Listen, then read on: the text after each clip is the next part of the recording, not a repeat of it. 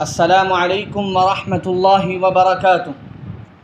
بسم اللہ الرحمن الرحیم، الحمد للہ رب العالمین، والصلاة والسلام علی سیدنا محمد وعلی آلہ واصحابہ اجمعین۔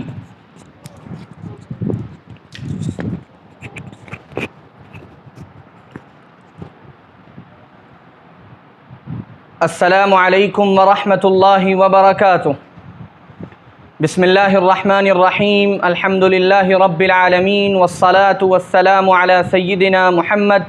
وعلی آلہ واصحابہ اجمعین وعلی کل من تبعہم باحسان الی یوم الدین، اما بعد۔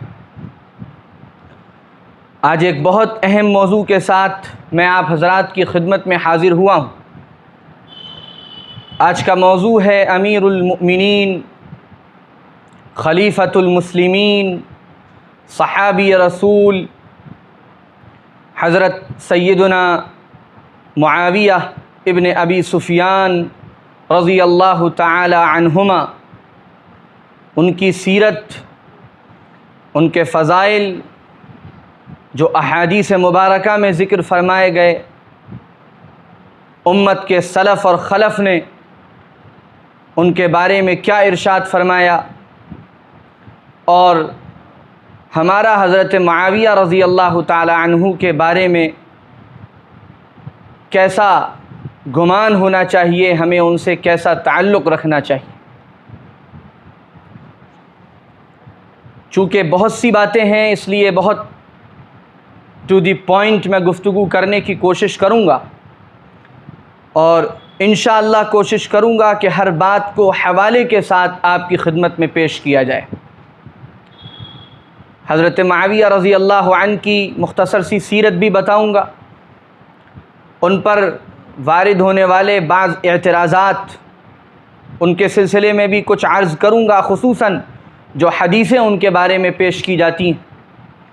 اور پھر صحیح حدیثوں سے، بخاری شریف سے، مختلف حدیث کی کتابوں سے حضرت معاویہ رضی اللہ عنہ کے فضائل، ان کے مناقب عرض کروں گا، اور پھر بتاؤں گا انشاءاللہ کہ بڑے بڑے علماء اہل سنت اور ائمہ اہل سنت نے حضرت معاویہ رضی اللہ عنہ کا تذکرہ کن الفاظ میں فرمایا، یہاں تک کہ صحابہ کرام رضی اللہ عنہم ان کے بارے میں کیا فرماتے تھے، اور محدثین نے ان کے بارے میں کیا فرمایا۔ تفصیل سے انشاءاللہ ساری چیزیں عرض کی جائیں گی۔ پھر یہ بھی تذکرہ کروں گا کہ کن کن محدثین نے اپنی کتابوں میں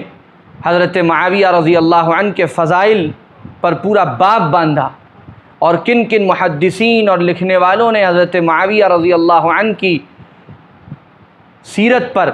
اور ان پر وارد ہونے والے اعتراضات کے جوابات دیتے ہوئے پوری کتابیں تحریر کی۔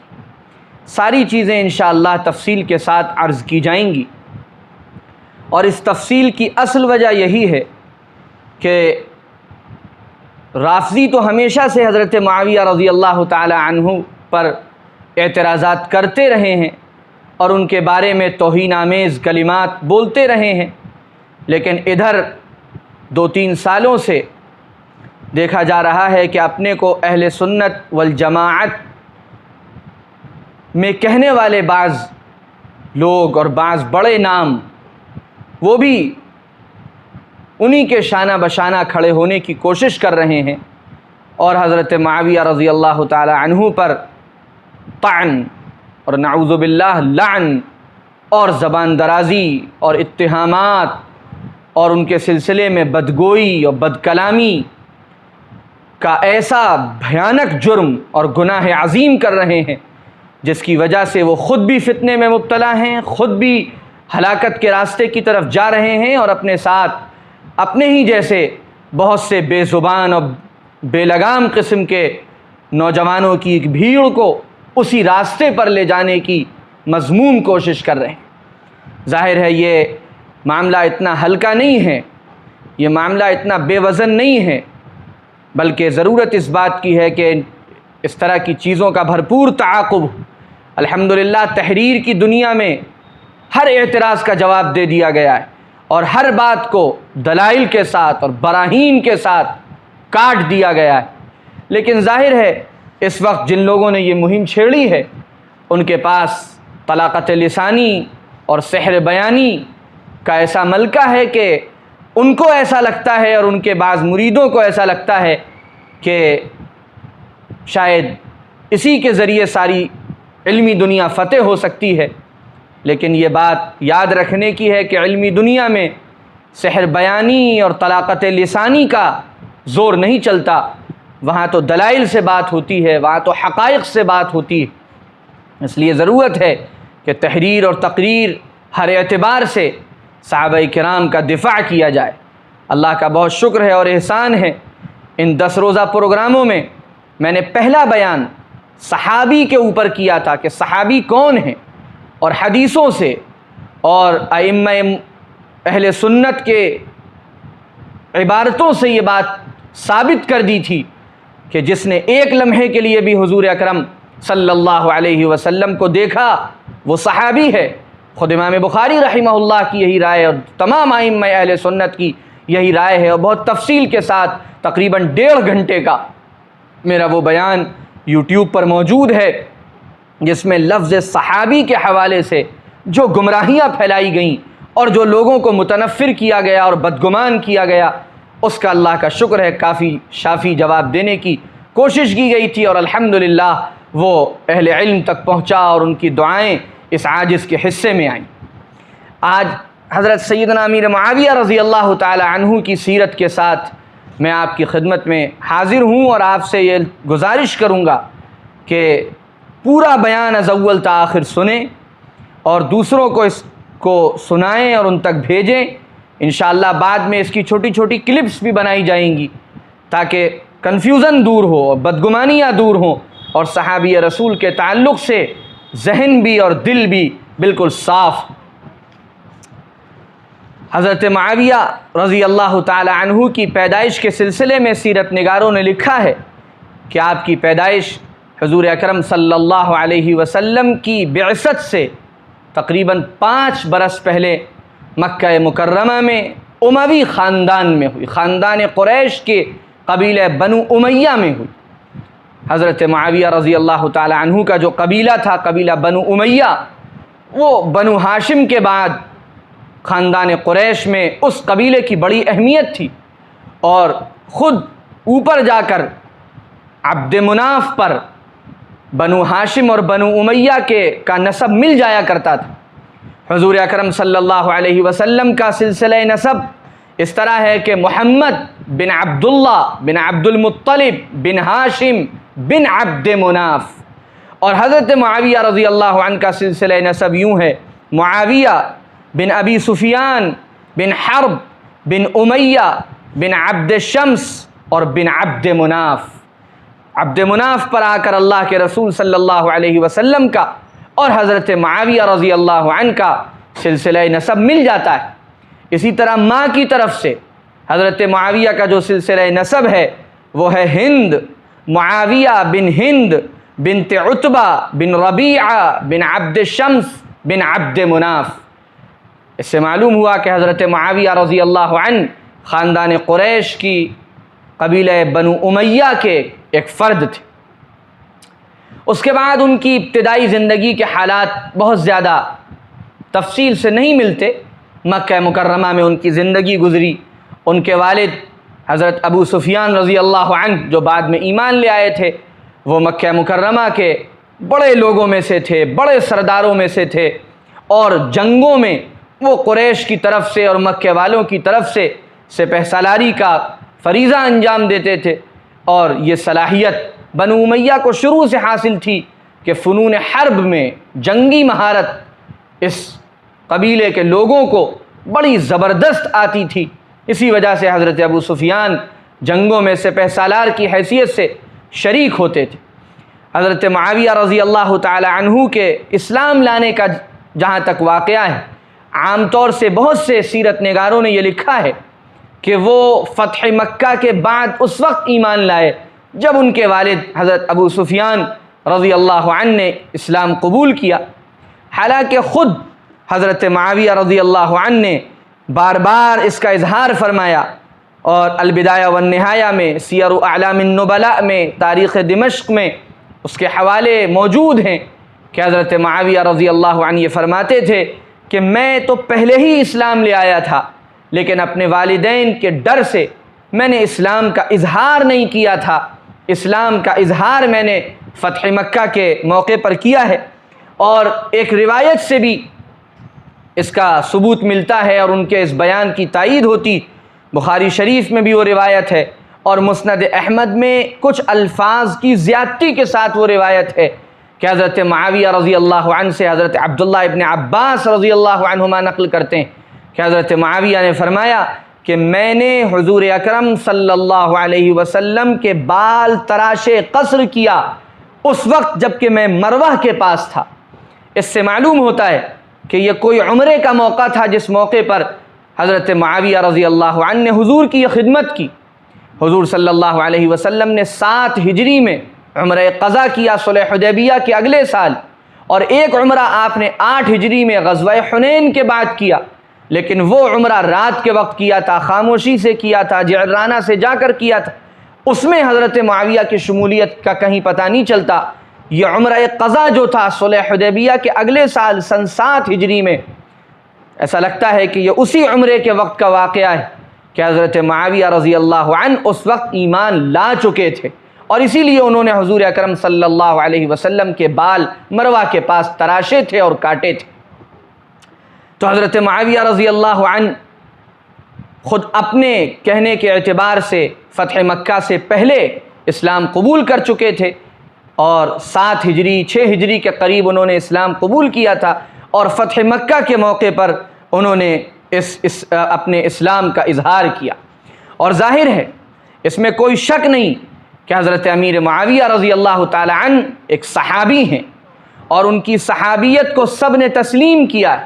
اور ان کی صحابیت کی گواہی خود حضرت عبداللہ ابن عباس رضی اللہ عنہما نے دی، اور بخاری شریف میں وہ روایت موجود ہے۔ بڑی عجیب بات ہے، بہت سے لوگ اعتراض کرتے ہیں کہ حضرت معاویہ رضی اللہ تعالی عنہ کے بارے میں بخاری میں کوئی روایت موجود نہیں۔ امام بخاری رحمۃ اللہ علیہ نے، یہ صحیح البخاری ہے امام بخاری رحمۃ اللہ علیہ کی، امام بخاری رحمۃ اللہ علیہ نے اس میں کتاب فضائل اصحاب النبی صلی اللہ علیہ وسلم،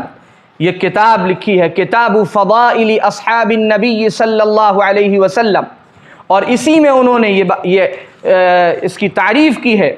من صحب النبی صلی اللہ علیہ وسلم او رآہ من المسلمین فہو من اصحابہ، کہ جس نے حضور پاک صلی اللہ علیہ وسلم کی صحبت اختیار کی یا ان کو دیکھ لیا جس مسلمان نے بھی، وہ صحابی ہے، وہ حضور کے صحابہ میں۔ اسی کے بعد آگے آپ دیکھیے حدیث نمبر 3764،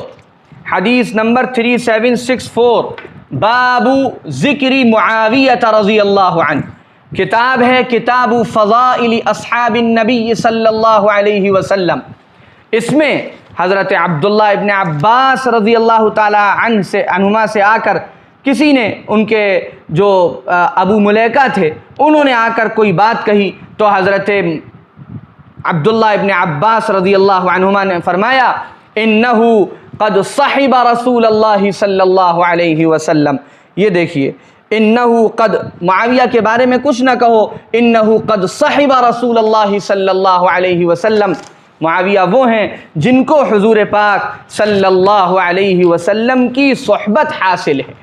حضرت معاویہ کے صحابی ہونے کی گواہی دینے والے حضرت عبداللہ ابن عباس رضی اللہ عنہما ہیں، جنہوں نے، اور امام بخاری رحمۃ اللہ علیہ فضائل اصحاب النبی کتاب میں اس روایت کو لاتے ہیں، اس روایت کا تذکرہ فرماتے ہیں۔ اب بھی اگر کسی کے ذہن میں کوئی پریشانی ہے اور کسی کے پیٹ میں مروڑ ہے اور کسی کو تکلیف ہے، تو وہ جائے، وہ کسی کے ساتھ کھڑا ہو، وہ رافضیوں کے ساتھ کھڑا ہو یا اور کسی کے ساتھ کھڑا ہو۔ ظاہر ہے اتنی صراحت کے بعد تو اب کوئی شبہ نہیں رہ جاتا حضرت معاویہ رضی اللہ عنہ کے صحابی ہونے کے بارے میں، اور صرف صحابی ہونے کی گواہی نہیں دی ہے، اس میں انہوں نے ان کے فقیہ ہونے کی گواہی دی ہے، میں آگے عرض کروں گا۔ اور اگر کوئی اعتراض کرتا ہے کہ یہاں پر ذکر معاویہ کیوں ہے، تو میں انشاءاللہ آگے دکھاؤں گا کہ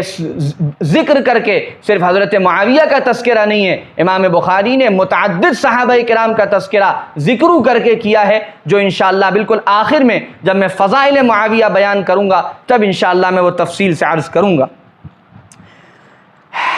حضرت معاویہ رضی اللہ تعالی عنہ اسلام لے آئے، اور اسلام لانے کے بعد حضرت معاویہ رضی اللہ عنہ نے حضور اکرم صلی اللہ علیہ وآلہ وسلم کی صحبت اختیار کی۔ آپ کی خدمت میں حضرت معاویہ رضی اللہ تعالی عنہ رہتے تھے اور آپ کی خدمت فرماتے تھے۔ حضرت معاویہ رضی اللہ عنہ سے حضور اکرم صلی اللہ علیہ وسلم کی خدمت کرنا ثابت ہے۔ مسند احمد میں جلد 13 صفحہ 204 پر یہ روایت ہے۔ مسند ابو یعلا جلد 13 صفحہ 370 پر، دلائل النبوہ للبیہقی جلد 6 صفحہ 446 پر،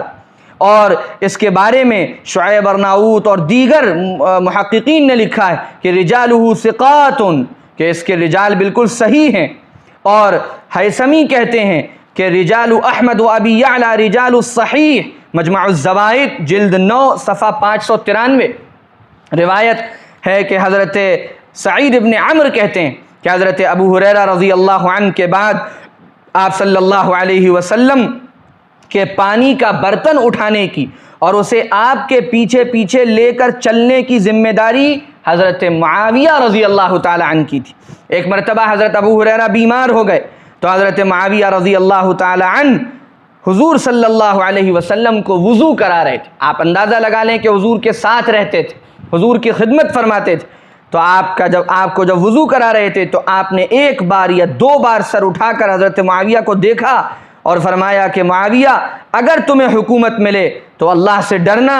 اور انصاف کرنا۔ حضرت معاویہ کہتے ہیں حضور کے یہ بات ارشاد فرمانے کے بعد میں اسی وقت سے یہ سوچنے لگا تھا کہ مجھے حکومت میں ضرور مبتلا کیا جائے گا، یہاں تک کہ وہ وقت آیا اور میں حکومت میں مبتلا ہوا۔ اس روایت کا میں نے آپ کے سامنے تذکرہ کیا۔ اسی طرح حضرت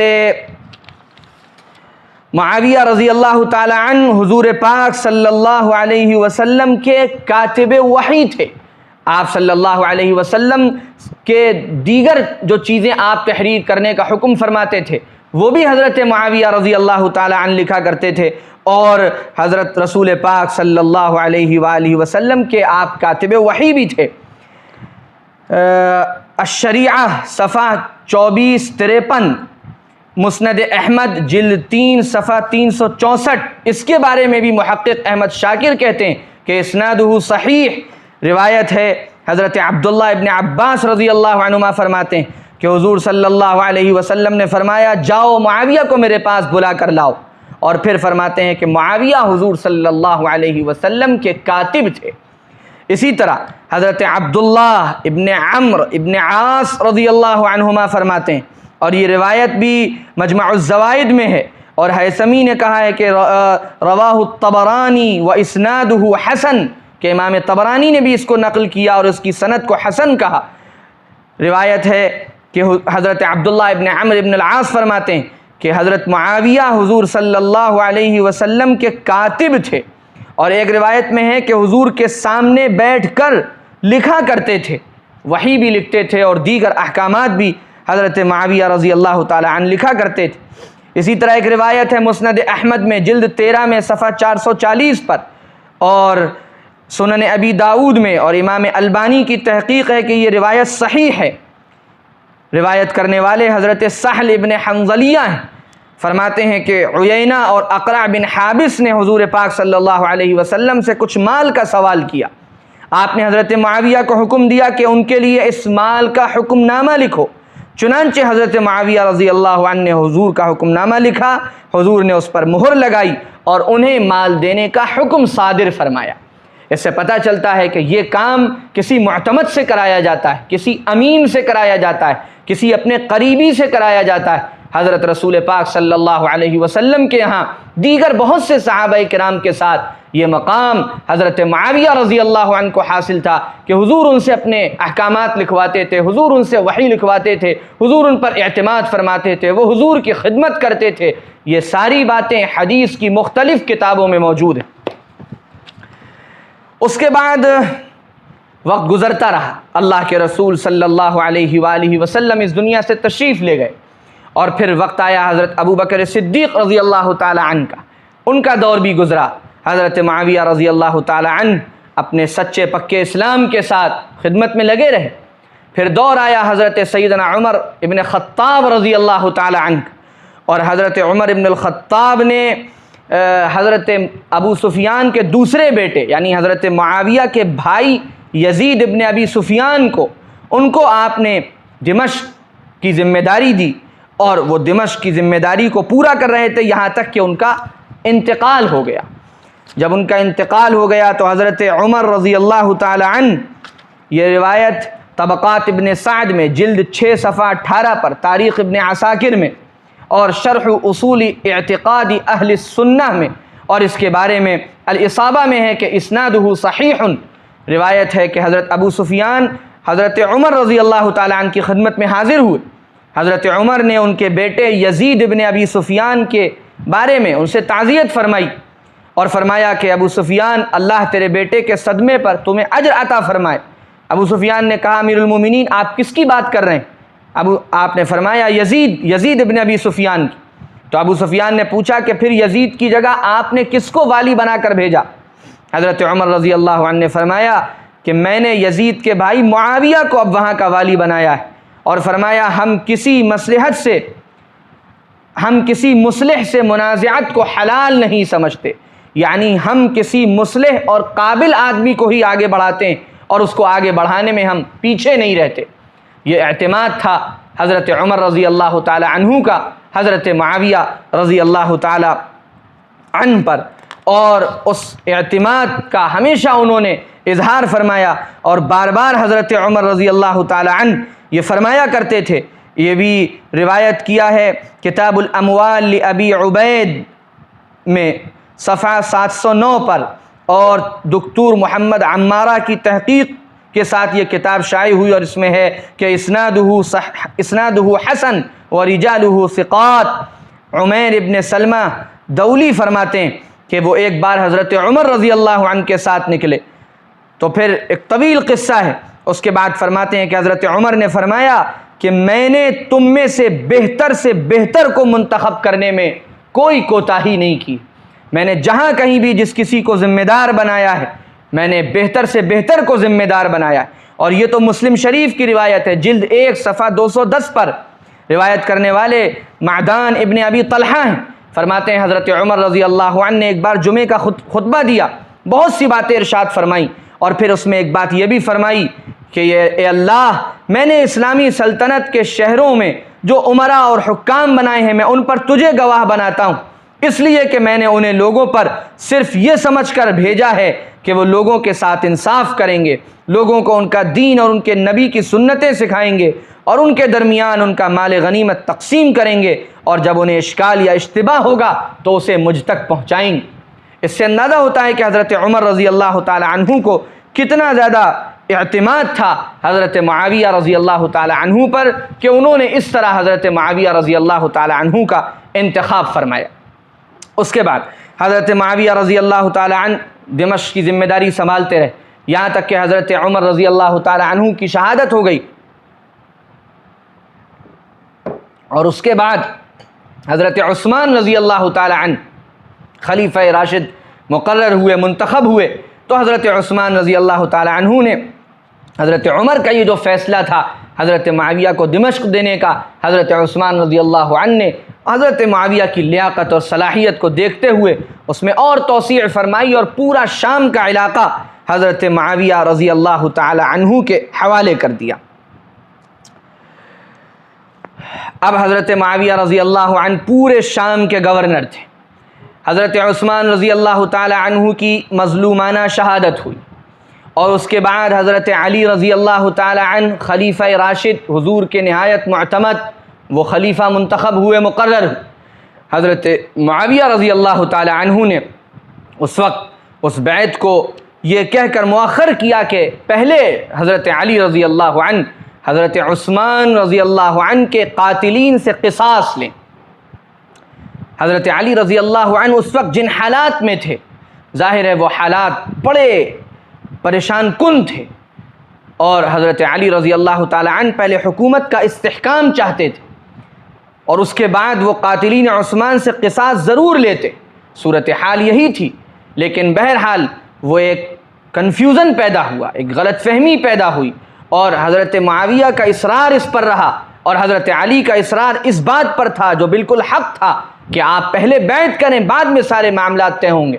یہاں تک کہ نتیجہ جنگ صفین تک پہنچا۔ اور پھر جنگ صفین جو حضرت معاویہ رضی اللہ تعالی عنہ اور حضرت علی رضی اللہ تعالی عنہ کے لشکر کے درمیان ہوئی، ظاہر ہے اس بہت خطرناک جنگ ہوئی، اور اس میں بہت سے مسلمانوں کا خون بہا، لیکن اہل سنت والجماعت کا اس پر اتفاق ہے کہ حضرت علی رضی اللہ تعالی عنہ سے جس کی بھی جنگیں ہوئیں، ان تمام جنگوں میں حضرت علی رضی اللہ تعالی عنہ برحق تھے، اور حضرت علی رضی اللہ عنہ حق کے بہت ہی قریب تھے، بلکہ سب سے زیادہ قریب تھے اور سرتاپا حق تھے، اور ان کے مقابلے میں جو جماعت تھی ظاہر ہے وہ ایک غلطی پر تھی، اور ان کی غلطی ایک اجتہادی غلطی تھی، اور اس بارے میں حدیث پاک میں اشارے موجود تھے۔ مسلم شریف کی روایت جلد 1 صفحہ 342، حضرت ابو سعید خدری رضی اللہ عنہ فرماتے ہیں کہ حضور اکرم صلی اللہ علیہ وسلم نے فرمایا تکون فی امتی فرقتان فتخرج من بینہما مارقہ یلی قتلہ مولاہم بالحق وفی روایہ یقتلہم ادنى الطائفتین الی الحق وفی روایہ یقتلہم اقرب الطائفتین من الحق، کہ حضور صلی اللہ علیہ وسلم نے فرمایا میری امت میں 2 جماعتیں بنیں گی، پھر ان دونوں جماعتوں میں سے کچھ لوگ نکل کر الگ ہو جائیں گے، ان دونوں جماعتوں میں سے جو جماعت دوسری کے بنسبت حق کے زیادہ قریب ہوگی یا حق میں پہلے نمبر پر ہوگی، وہ ان الگ ہو جانے والوں سے قتال کرے گی۔ اسی طرح ایک روایت میں ہے کہ اس روایت کے ذیل میں علماء نے لکھا ہے کہ حضور کی امت کی 2 جماعتیں، حضرت علی اور حضرت معاویہ رضی اللہ عنہما کی جماعتیں، اور پھر ایک تیسری جماعت ان میں سے نکل کر باہر ہو گئی دین سے، جو خوارج کہلائے، اور ان خوارج سے قتال حضرت سیدنا علی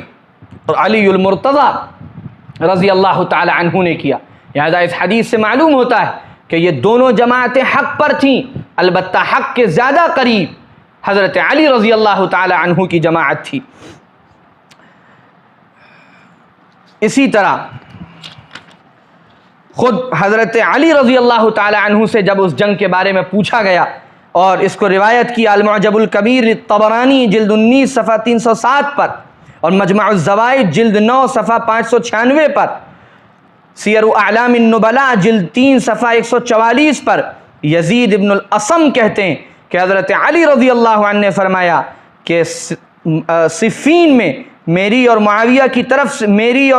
کی جماعتوں میں سے شہید ہونے والے دونوں طرف کے شہداء جنتی ہیں، دونوں طرف کے شہداء جنتی ہیں۔ یہ بات خود حضرت علی رضی اللہ تعالی عنہ نے بیان فرمائی۔ ظاہر ہے یہی اہل سنت والجماعت کا مسلک ہے کہ جنگ صفین میں حضرت معاویہ رضی اللہ تعالی عنہ کی جماعت حق کے زیادہ قریب تھی، اور حضرت معاویہ رضی اللہ تعالی عنہ کی جماعت خطائے اجتہادی کی بنیاد پر حق پر تھی، لیکن خطائے اجتہادی تھی ان کی، جس کی وجہ سے وہ حق حضرت علی کے مقابلے میں حق سے دور تھے۔ اسی طرح حضرت اسحاق ابن راہوے اپنی سند سے روایت کرتے ہیں کہ حضرت علی نے جنگ جمل و صفین کے موقع پر ایک شخص کو سنا کہ وہ سخت باتیں کہہ رہا تھا۔ اس کے بعد حضرت علی رضی اللہ عنہ نے فرمایا ان لوگوں کے بارے میں، یعنی حضرت معاویہ اور ان کے لشکر کے بارے میں کوئی بات نہ کہو، کلمہ خیر کے سوا کوئی بات نہ کہو۔ ان حضرات نے یہ سمجھا ہے کہ ہم نے ان کے خلاف بغاوت کی، اور ہم یہ سمجھتے ہیں کہ انہوں نے ہمارے خلاف بغاوت کی، اس بنیاد پر ہم ان کے ساتھ لڑ رہے ہیں۔ اسی طرح ایک حدیث میں حضور صلی اللہ علیہ وسلم نے یہ بات ارشاد فرمائی جو بخاری شریف میں اور مسلم شریف میں ہے کہ اس وقت تک قیامت قائم نہیں ہوگی جب تک کہ مسلمانوں کی 2 عظیم جماعتیں آپس میں قتال نہ کریں اور ان کے درمیان زبردست خونریزی ہوگی، حالانکہ دونوں کی دعوت ایک ہوگی۔ اس سے بھی علماء کرام نے، امام نووی رحمہ اللہ نے شرح مسلم صفحہ 390 جلد 2 اور دیگر شراح حدیث نے یہ لکھا ہے کہ ان دو عظیم جماعتوں سے مراد حضرت علی رضی اللہ عنہ اور حضرت معاویہ رضی اللہ تعالی عنہ کی جماعتیں۔ یہ واضح ترین اشارات ہیں جو اللہ کے رسول صلی اللہ علیہ وآلہ وسلم کی حدیثوں میں موجود ہیں، اور حضرت امام ابن کثیر رحمۃ اللہ علیہ نے ان جنگوں سے متعلق اور ان حالات سے متعلق بہت کچھ لکھا، اور پھر اس کے بعد یہی لکھا کہ اس حدیث سے ثابت ہوا کہ حضرت علی کے اصحاب دونوں جماعتوں میں حق سے زیادہ قریب تھے، اور یہی اہل سنت والجماعت کا مسلک ہے کہ حضرت علی برحق تھے اگرچہ حضرت معاویہ مجتہد تھے، اور انشاءاللہ اس اجتہاد پر بھی انہیں ثواب ملے گا۔ امام نووی رحمہ اللہ نے نووی میں لکھا شرح مسلم میں کہ اہل سنت کا یہ مذہب ہے کہ صحابہ کے ساتھ نیک گمان رکھا جائے، ان کے باہمی اختلافات کے بارے میں توقف کیا جائے، اور ان کی لڑائیوں کی صحیح توجیہ کرتے ہوئے یہ کہا جائے کہ وہ مجتہد تھے، انہوں نے نہ گناہ کا قصد کیا اور نہ محض دنیا کا، بلکہ ہر فریق کا یہ اعتقاد تھا کہ وہ حق پر ہے اور اس کا مخالف برسر بغاوت، اس لیے اس سے قتال کرنا اس پر واجب ہے تاکہ وہ اللہ کے احکام کی طرف لوٹ آئے۔ ان میں سے بعض کی رائے واقعتاً صحیح تھی، یعنی حضرت علی کی رائے، اور بعض کی رائے غلط تھی جیسے حضرت معاویہ کی رائے، لیکن چونکہ یہ غلط رائے بھی اجتہاد کی وجہ سے قائم ہوئی تھی، اور یہ اجتہاد بھی ہر ایرا غیرہ نہیں کر سکتا۔ حضرت معاویہ کو عبداللہ ابن عباس نے، بخاری شریف میں روایت موجود ہے، فرمایا تھا انہو فقیہ، معاویہ فقیہ ہیں، دین کا گہرا سمجھ ان کو ہے، ایسے لوگ اجتہاد کر سکتے ہیں۔ لہذا اگر اجتہاد میں ان سے غلطی ہوئی، جیسا کہ علامہ نووی لکھتے ہیں، تو غلط رائے بھی چونکہ اجتہاد کی وجہ سے قائم ہوئی، اور مجتہد غلطی بھی کرے تو بھی اس پر گناہ نہیں ہوتا۔ اس لیے جن لوگوں کی رائے غلط تھی وہ بھی معذور تھے، اور جنگوں میں حضرت علی کا اجتہاد واقعتاً درست تھا۔ یہ اہل سنت کا مذہب ہے۔ یہ امام نووی رحمہ اللہ بھی اس بارے میں تحریر فرماتے ہیں۔ ظاہر ہے اتنی واضح ترین باتیں جس وقت آ گئیں، تو اب اس کے بعد بھی جنگ صفین کے واقعے کو لے کر اور اس میں جو باتیں، جو حالات پیش آئے اس کو لے کر حضرت معاویہ رضی اللہ تعالی عنہ کو مطعون کرنا، یہ ظاہر ہے بڑی عجیب و غریب بات، اور اس کے لیے بخاری شریف کی ایک روایت پیش کی جاتی ہے، ان عمارا تقتلہ الفئۃ الباغیہ، اور اس میں آگے یدعوہم الی الجنہ ویدعونہ الی النار کا بھی اضافہ ہے۔ پہلی بات تو آپ یہ سمجھ لیجئے کہ اگر آپ یا بہت سے لوگ اس سے جس طرح حضرت معاویہ رضی اللہ عنہ کو نعوذ باللہ اس طور پر مراد لیتے ہیں کہ وہ جہنم کے داعی ہیں اور حقیقی معنوں میں جہنم کی طرف جو ان کے ساتھ ہوگا وہ جہنم کی طرف جائے گا، تو ذرا غور فرمائیے۔ میں ابھی اس کا بھی انشاءاللہ کچھ جواب عرض کروں گا، لیکن ذرا اس بات پر غور فرمائیے کہ جس امام بخاری نے یہ روایت نقل کی ہے اور اس کی بنیاد پر آپ نے نعوذ باللہ حضرت معاویہ کو کسی نے فاسق اور کسی نے منافق اور نعوذ باللہ کسی نے جہنمی اور نعوذ باللہ کسی نے جہنمی جماعت کا داعی بنا رکھا ہے، وہی امام بخاری اپنی اسی بخاری شریف میں آگے کتاب فضائل اصحاب النبی لکھتے ہیں، اور اس میں حضرت معاویہ کا ذکر فرماتے ہیں، اور اس میں حضرت معاویہ کو صحابی ثابت کرتے ہیں، اور اس میں حضرت معاویہ کو فقیہ ثابت کرتے ہیں۔ وہی امام بخاری اپنی دوسری کتابوں میں حضرت معاویہ کے حوالے سے بہت سی روایات نقل کرتے ہیں جو صحیح بخاری میں نہیں ہے۔ میں انشاءاللہ ان روایتوں کا بھی تذکرہ کروں گا۔ تو یہ بات تو یہیں سے سمجھنی چاہیے کہ وہ مطلب جو آج کل کے لوگ سمجھ رہے ہیں، وہ مطلب تو اس کا مطلب حضرت امام بخاری رحمۃ اللہ علیہ نے بھی نہیں سمجھا، نہیں تو پھر یہ کیسا تضاد ہے کہ ایک طرف نعوذ باللہ وہ ان کو جہنم کا داعی سمجھیں، وہ حدیث نقل کریں، اور دوسری طرف وہ اس کے بعد ان کے فضائل لکھیں، فضائل و اصحاب میں ان کا تذکرہ کریں، اپنی دوسری کتابوں میں ان کے فضائل کے حوالے سے کتابیں لے کر آئیں۔ یہ تو خود ایک اتنا بڑا تضاد ہے کہ اس سے عقل حیران ہو جاتی۔ پھر اس روایت کے حوالے سے وہ کون سے ائمہ اہل سنت ہیں، کون سے معتبر علماء اہل سنت ہیں جنہوں نے وضاحت کے ساتھ یہ لکھا کہ نعوذ باللہ حضرت معاویہ منافق تھے، یا نعوذ باللہ حضرت معاویہ جہنم کے داعی تھے، یا نعوذ باللہ حضرت معاویہ رضی اللہ تعالی عنہ کے بارے میں یہ ایسی وعید ہے کہ اب اس کے بعد اور کوئی فضیلت ثابت نہیں ہو سکتی۔ اور پھر اور آگے چل کر بات کو سمجھنے کی کوشش کیجئے کہ اگر اس روایت کو آپ بالفرض صحیح اس طور پر مانتے ہیں کہ یہ بعینی ہی اسی طرح منطبق ہوتی ہے حضرت معاویہ پر جس طرح آج کل کے لوگ چاہ رہے ہیں، تو یہ روایت اس وقت تک ہے، الفئۃ الباغیہ کا اطلاق صرف اس وقت تک ہے جس وقت تک حضرت حسن رضی اللہ تعالی عنہ سے صلح نہیں ہو گئی۔ جب حضرت حسن سے صلح ہو گئی تو پھر اب حدیث وہ چلے گی، ان ابنی ھذا سید سیصلح اللہ بہ بین فئتین عظیمتین من المسلمین، کہ یہ میرا بیٹا سردار ہے اور اللہ اس کے ذریعے دو مسلمانوں کی عظیم جماعتوں کے درمیان صلح کروائے گا۔ جب صلح ہو گئی تو بغاوت کا معاملہ ختم ہو گیا اور غبار چھٹ گیا، اور پھر اس کے بعد اگلے 20 سال کا دور یہ بتاتا ہے جو حضرت معاویہ کی حکومت کا دور ہے کہ حضرات اہل بیت نے بھی ان کو اپنا امیر تسلیم کیا، تمام صحابہ کرام نے ان کو اپنا امیر تسلیم کیا، اور اسلامی حکومت نہایت شانداری کے ساتھ اور خوبصورتی کے ساتھ چلتی رہی۔ یہ تو اس حدیث کے بارے میں وہ باتیں ہیں جو ایک موٹی سی عقل رکھنے والا انسان بھی سوچ سکتا ہے۔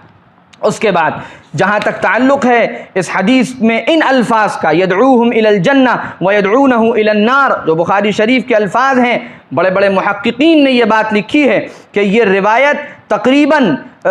30 صحابہ کرام سے مروی، لیکن یہ اضافہ جو ہے یدعوہم الی الجنہ ویدعونہ الی النار، یہ اضافہ صرف اور صرف اسی روایت میں ہے، اور کسی صحابی کی روایت میں یہ زیادتی نہیں پائی جاتی، اور امام مسلم رحمہ اللہ نے بھی اسی لیے غالباً اس کی تخریج نہیں فرمائی۔ یہ اضافہ صرف ایک اسی روایت میں، باقی 30 صحابہ کرام سے مروی ہے، کسی نے بھی اس جملے کا اضافہ نہیں کیا۔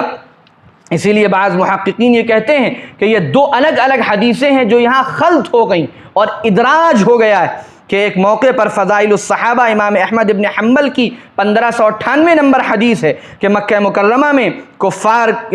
مکہ جب بہت ظلم و ستم کر رہے تھے حضرت عمار پر، تو حضرت عمار کے بارے میں اس وقت حضور صلی اللہ علیہ وسلم نے فرمایا تھا کہ یہ کیا معاملہ ہے، عمار تو ان کو جنت کی طرف بلاتے ہیں، ما لہم ولی عمار یدعوہم الی الجنہ ویدعونہ الی النار، کہ کیا عجیب معاملہ ہے کہ عمار ان کو جنت کی طرف بلا رہے ہیں اور یہ عمار کو جہنم کی طرف بلا رہے ہیں۔ یہ وہاں روایت ہے جس کا یہاں پر خلط ہو گیا، اور حدیثوں میں اس طرح کی چیزیں ہوتی رہتی، اور بالفرض اگر آپ اس کو درست بھی مان لیں، صرف 30 صحابی میں سے ایک جگہ یہ الفاظ کا اضافہ ہے، اور ان کو آپ صحیح بھی مان لیں، تو بھی اس سے مراد صرف یہ ہے کہ حضرت عمار خلیفہ برحق کی بیعت کی جانب بلا رہے تھے، تو ظاہر ہے وہ ایک جنت کا راستہ تھا، اور وہ خلیفہ برحق کے علاوہ کسی اور راستے کی طرف بلا رہے تھے جو ظاہر ہے ایک غلط راستہ تھا، اس لیے اس کو اس سے تشبیہ دی گئی، ورنہ اس حدیث کے بعد پھر ان ابنی ھذا سید والی حدیث کہاں جائے گی۔ اور جنہوں نے یہ روایت نقل کی، امام بخاری نے خود، وہی امام بخاری حضرت معاویہ کی فضیلتیں بیان کرتے ہیں اور ان کو فضائل اصحاب النبی میں ان کا تذکرہ فرماتے ہیں، اور تمام علماء اہل سنت جنہوں نے یہ روایت پڑھی ہے اور دیکھی ہے اور اس کی شروحات لکھی ہیں، کسی نے اس کی بنیاد پر نعوذ باللہ حضرت معاویہ رضی اللہ تعالی عنہ کو یا اہل صفین کو جہنمی نہیں قرار دیا، اور نعوذ باللہ ان کو منافق نہیں قرار دیا۔ یہ تو اس دور کا اس دور میں ایک شور بلا وجہ کا مچایا گیا، اور غلط تشریحات کے ذریعے اور اپنی منمانی گڑھی ہوئی باتوں کے ذریعے کنفیوژن میں مبتلا کرنے کی کوشش کی گئی۔ ظاہر ہے اس کا حقیقت سے کوئی تعلق نہیں ہے۔ حضرت معاویہ رضی اللہ تعالی عنہ یقیناً ایک اجتہادی خطا پر تھے، حضرت علی برحق تھے، لیکن اس کے بعد جب صلح ہو گئی حضرت حسن رضی اللہ تعالی عنہ کے ساتھ تو معاملہ صاف ہو گیا۔ جب حضرت حسن نے معاملہ صاف کر لیا، حضرت حسین نے معاملہ صاف کر لیا، تمام مسلمانوں نے معاملہ صاف کر لیا، ظاہر ہے پھر اب ہم کو اختیار نہیں ہے کہ ہم قاضی بن کر بیٹھیں اور جج بن کر بیٹھیں اور صحیح اور غلط کا فیصلہ ہم سنائیں۔ یہ وہ لوگ تھے جو دنیا سے چلے گئے اور صحابی بن کر دنیا سے گئے ہیں۔ ہمارے لیے ان کے بارے میں بڑے بلند جذبات ہونے چاہیے، اور ہمیں الفاظ کو بھی اس طرح بولنا چاہیے جس طرح جو ان کا معیار ہے۔ قرآن پاک نے اپنی شان کے اعتبار سے بعض نبیوں کے تعلق سے وہ الفاظ لکھے کہ ہم ان کو اپنی عامیانہ زبان میں ان کا ترجمہ ہم نہیں کرتے۔ وَعَصَىٰ آدَمُ رَبَّهُ فَغَوَىٰ، مفسرین بڑی احتیاط کے ساتھ اس کا ترجمہ کرتے ہیں۔ وَوَجَدَكَ ضَالًّا فَهَدَىٰ، مفسرین بہت ہی ادب اور احترام کے ساتھ ان الفاظ کی تشریح کرتے ہیں۔ ظاہر ہے جس کا جو مقام ہے اس کے لیے ان الفاظ کے معنی اسی درجے میں اختیار کرنے چاہیے، ان پر گرجنا اور برسنا نہیں چاہیے۔ اپنی زبان کی طاقت اور طلاقت لسانی اور اپنی زبان کا جادو نفوس قدسیہ پر حملہ کرنے کے لیے استعمال نہیں کرنا چاہیے، بلکہ ڈرنا چاہیے ہم کو اللہ سے، اور ہم کو ڈرنا چاہیے اس بات سے کہ کہیں ہمارا انجام خراب نہ ہو جائے۔ یہاں تک کہ ایک دوسری روایت جو حضرت معاویہ رضی اللہ تعالی عنہ کے سلسلے میں پیش کی جاتی ہے، کیونکہ اس کے بعد جنگ صفین ہوئی، اور جنگ صفین کے بعد حضرت علی رضی اللہ عنہ کی وفات ہو گئی، اور حضرت علی کی رضی اللہ عنہ کی وفات کے بعد پھر 6 مہینہ حضرت حسن رضی اللہ تعالی عنہ کی خلافت رہی۔ لیکن حضرت حسن کے ساتھ باوجود اس کے کہ پورا لشکر تھا، پوری جمعیت تھی، اور سب سردڑ کی بازی لگانے کو تیار تھے، حضرت حسن رضی اللہ تعالی عنہ نے حضرت معاویہ رضی اللہ عنہ سے صلح کر لی، اور پوری طاقت ہونے کے باوجود صلح کی۔ ان ابنی ھذا سید سیصلح اللہ بہ بین فئتین عظیمتین من المسلمین، بخاری شریف کی روایت، متعدد صحابہ کرام سے یہ روایت مروی ہے، انہوں نے صلح کر لی اور پھر حالات سازگار ہو گئے۔ 20 سال تک حضرت معاویہ رضی اللہ عنہ کی حکومت رہی۔ کبھی اہل بیت نے ان کے خلاف خروج نہیں کیا، کبھی اہل بیت نے ان کے خلاف کوئی ہنگامہ نہیں کیا، کبھی اہل بیت نے ان کو نعوذ باللہ منافق اور جہنمی قرار نہیں دیا، بلکہ سب ان کی سمع و اطاعت کے ساتھ اور ان کو امیر المؤمنین تسلیم کرتے ہوئے زندگی گزارتے رہے۔ ہمیں یہ یقین ہے کہ اہل بیت بہادر لوگ تھے، سچے لوگ تھے، حق کا اظہار کرنے والے لوگ تھے، لہذا یہ ممکن نہیں تھا کہ وہ نعوذ باللہ حضرت معاویہ کو نعوذ باللہ اگر وہ منافق سمجھتے ہوتے اور وہ مجرم نعوذ باللہ اس طرح سمجھتے ہوتے جس طرح آج کل کے لوگ جتانے کی کوشش کرتے ہیں، اور نعوذ باللہ وہ ان کو ظالم سمجھتے ہوتے، تو وہ ان کا ساتھ دیتے اور ان کی بیعت کیے رہتے اور ان کے ہاتھ میں ہاتھ دیے رہتے اور ان کے پاس آتے جاتے رہتے، اور ان سے حضرت معاویہ جو ان کی خدمت میں ہدایہ پیش کرتے تھے اور وظائف پیش کرتے تھے وہ اس کو قبول کر لیتے۔ یہ بالکل ممکن نہیں تھا۔ حضرات حسنین کے بارے میں آتا ہے کہ حضرت معاویہ رضی اللہ عنہ کے دور حکومت میں امام محمد باقر رحمہ اللہ سے روایت ہے، اور اس کو نقل کیا شریعہ میں صفحہ 2470 پر، اور شرح الاصول میں صفحہ 1530 پر، اور اس کی سند کے بارے میں کہا گیا سندہ صحیح۔ امام باقر فرماتے ہیں کہ بلا شبہ حضرات حسنین رضی اللہ عنہما حضرت معاویہ رضی اللہ عنہ کے عطایا قبول فرمایا کرتے۔ البدایہ والنہایہ وغیرہ میں بھی اس کا تذکرہ ہے کہ حضرت معاویہ رضی اللہ عنہ ان کی خدمت میں، حضرات حسنین کی خدمت میں ہدایہ بھیجتے تھے تو وہ لوگ خوشی کے ساتھ ہدایہ کو قبول فرماتے تھے۔ یہ خود اس بات کی دلیل ہے کہ انہوں نے حضرت معاویہ رضی اللہ تعالی عنہ کو امیر المؤمنین تسلیم کیا تھا، اور دونوں کے درمیان بڑے خوشگوار تعلقات تھے۔ اسی طرح ایک دوسری روایت حضرت معاویہ رضی اللہ تعالی عنہ کے حوالے سے پیش کی جاتی ہے کہ ستکون الخلافۃ بعدی 30 سنة ثم ملک عضوض ثم جبریۃ وعتو، اور اس روایت کو اس طرح پیش کیا جاتا ہے جیسے خدا نخواستہ یہ قرآن پاک کی آیت ہے اور یہ بالکل نازل ہوئی ہے، اور اس پر انگلی رکھنے کا بھی کوئی امکان نہیں، اور جو اس کی کسی سند کے بارے میں بھی بحث کر لے وہ کافر ہو جائے گا، منافق ہو جائے گا، فاسق ہو جائے گا، گمراہ ہو جائے گا۔ عجیب و غریب صورتحال ہے۔ علمی دنیا میں زبان آوری کے ذریعے اپنی بات کو تھوپنے کی کوشش کی جاتی ہے، حالانکہ محققانہ منصفانہ جائزہ نہیں لیا جاتا، دونوں طرف کی باتیں نہیں پیش کی جاتی، بات کو معتدل انداز سے نہیں پیش کیا جاتا۔ جن محدثین نے وہ روایت لی خود وہ اس کے بارے میں کیا کہتے ہیں یہ نہیں بتایا جاتا، وہ اس کے بالکل مخالف آنے والی روایتوں کو بھی پیش کرتے ہیں یا نہیں کرتے، خود ان کا کیا کچھ نہیں پیش کیا جاتا، اپنے مطلب کی بات کو اٹھا کر کر اور زبان کی طاقت سے اس کو پوری امت کے سر پر مڑھنے کی کوشش کی جاتی، اور گویا یوں سمجھایا جاتا ہے کہ آج سے پہلے اس 1300 سال کے 1400 سال کے عرصے میں ان چیزوں کو کسی نے نہیں سمجھا، اور اب کسی کے اوپر یہ سب انکشافات ہو رہے ہیں، یہ سب حقائق کھل رہے ہیں، اور خود اب ایک لمبی زندگی گزرنے کے بعد کھل رہے ہیں۔ ظاہر ہے یہ ایک ایسا طرز عمل ہے جو اہل علم کو متاثر نہیں کرتا ہے۔ اس سے نوجوان کچھ متاثر ہو سکتے ہیں، اس سے کچھ کھیلنے کودنے والے لڑکے متاثر ہو سکتے ہیں، اس سے کچھ سوشل میڈیائی شور مچانے والے متاثر ہو سکتے ہیں، لیکن اہل علم کا طبقہ، سنجیدہ طبقہ، پڑھا لکھا طبقہ، وہ ان باتوں سے متاثر نہیں ہوتا۔ وہ ایک دو بار سمجھانے کی کوشش کرتا ہے، جو علمی طریقہ ہے، تحریری انداز سے افہام و تفہیم کی کوشش کرتا ہے، اور جب بات سمجھ میں نہیں آتی تو ان کے حال پر لوگوں کو چھوڑ دیتا ہے۔ جانتا ہے کہ بات سمجھنا اگر ہوتی تو سنجیدگی کے ساتھ، جو علمی انداز تھا، تحریری انداز میں ادب کے ساتھ، سنجیدگی کے ساتھ اپنی رائے لکھ دینا اور لکھ کر اپنی رائے فارغ ہو جانا۔ لیکن جب نظر آتا ہے کہ ارادہ شور مچانے کا ہے، ہنگامہ کرنے کا ہے اور فتنہ برپا کرنے کا ہے، تو پھر ایسے لوگوں کی اہل علم اور سنجیدہ حضرات پرواہ نہیں کیا کرتے۔ اب یہ جو روایت حضرت معاویہ رضی اللہ عنہ کی خلافت کو بہت ہی ظالمانہ اور کٹکھنی حکومت پیش کرنے کے لیے پیش کی جاتی ہے، ثم ملک عزوز والی روایت، یہ روایت مسند احمد میں حضرت نعمان ابن بشیر رضی اللہ تعالی عنہ سے کے حوالے سے ذکر کی گئی ہے، اور اس کے بعد وہ جو پوری تفصیلی حدیث ہے، لیکن آپ کو معلوم ہونا چاہیے کہ اور اس کے علاوہ ابو داؤد الطیالسی نے اور البیہقی فی الکبریٰ میں اور ابو یعلا میں اور طبرانی فی الکبیر میں اور ابن عبد البر وغیرہ نے ان کو نقل کیا، اور جہاں بھی یہ روایتیں آئیں ہیں ان روایتوں میں لیث ابن ابی سلیم عن عبد الرحمن ابن ثابت نقل کرتے ہیں، اور ان کے بارے میں تقریب التہذیب میں سخت جرح کی گئی ہے اور ان کو معتبر نہیں قرار دیا گیا۔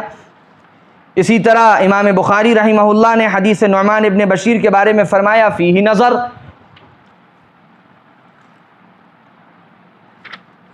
اس روایت کے سلسلے میں حبیب ابن سالم کے بارے میں فرمایا فیہ نظر، کہ ان کے بارے میں ذرا غور و فکر ہونا چاہیے۔ اس طرح کی جو روایتیں ہیں ان میں سب سے صحیح ترین روایت جو ثابت ہے اور جو ترمذی شریف میں 2226 اور ابو داؤد میں 4646 اور مسند احمد میں 21919، وہ روایت حضرت سفینہ کی روایت، ابی سعید روایت کرتے ہیں کہ مجھ سے سفینہ رضی اللہ عنہ نے بیان کیا کہ حضور اکرم صلی اللہ علیہ وسلم نے فرمایا الخلافۃ فی امتی 30 سنۃ ثم ملک بعد ذلک، یہاں پر بس کہیں پر ہے ثم یؤتی اللہ الملک من یشاء، اور اس روایت کو محدثین نے کسی نے حسن قرار دیا، کسی نے صحیح قرار دیا۔ جہاں پر بھی ایسی روایتوں کو حسن اور صحیح قرار دیا گیا ہے وہاں پر ملک عزوز کا لفظ نہیں،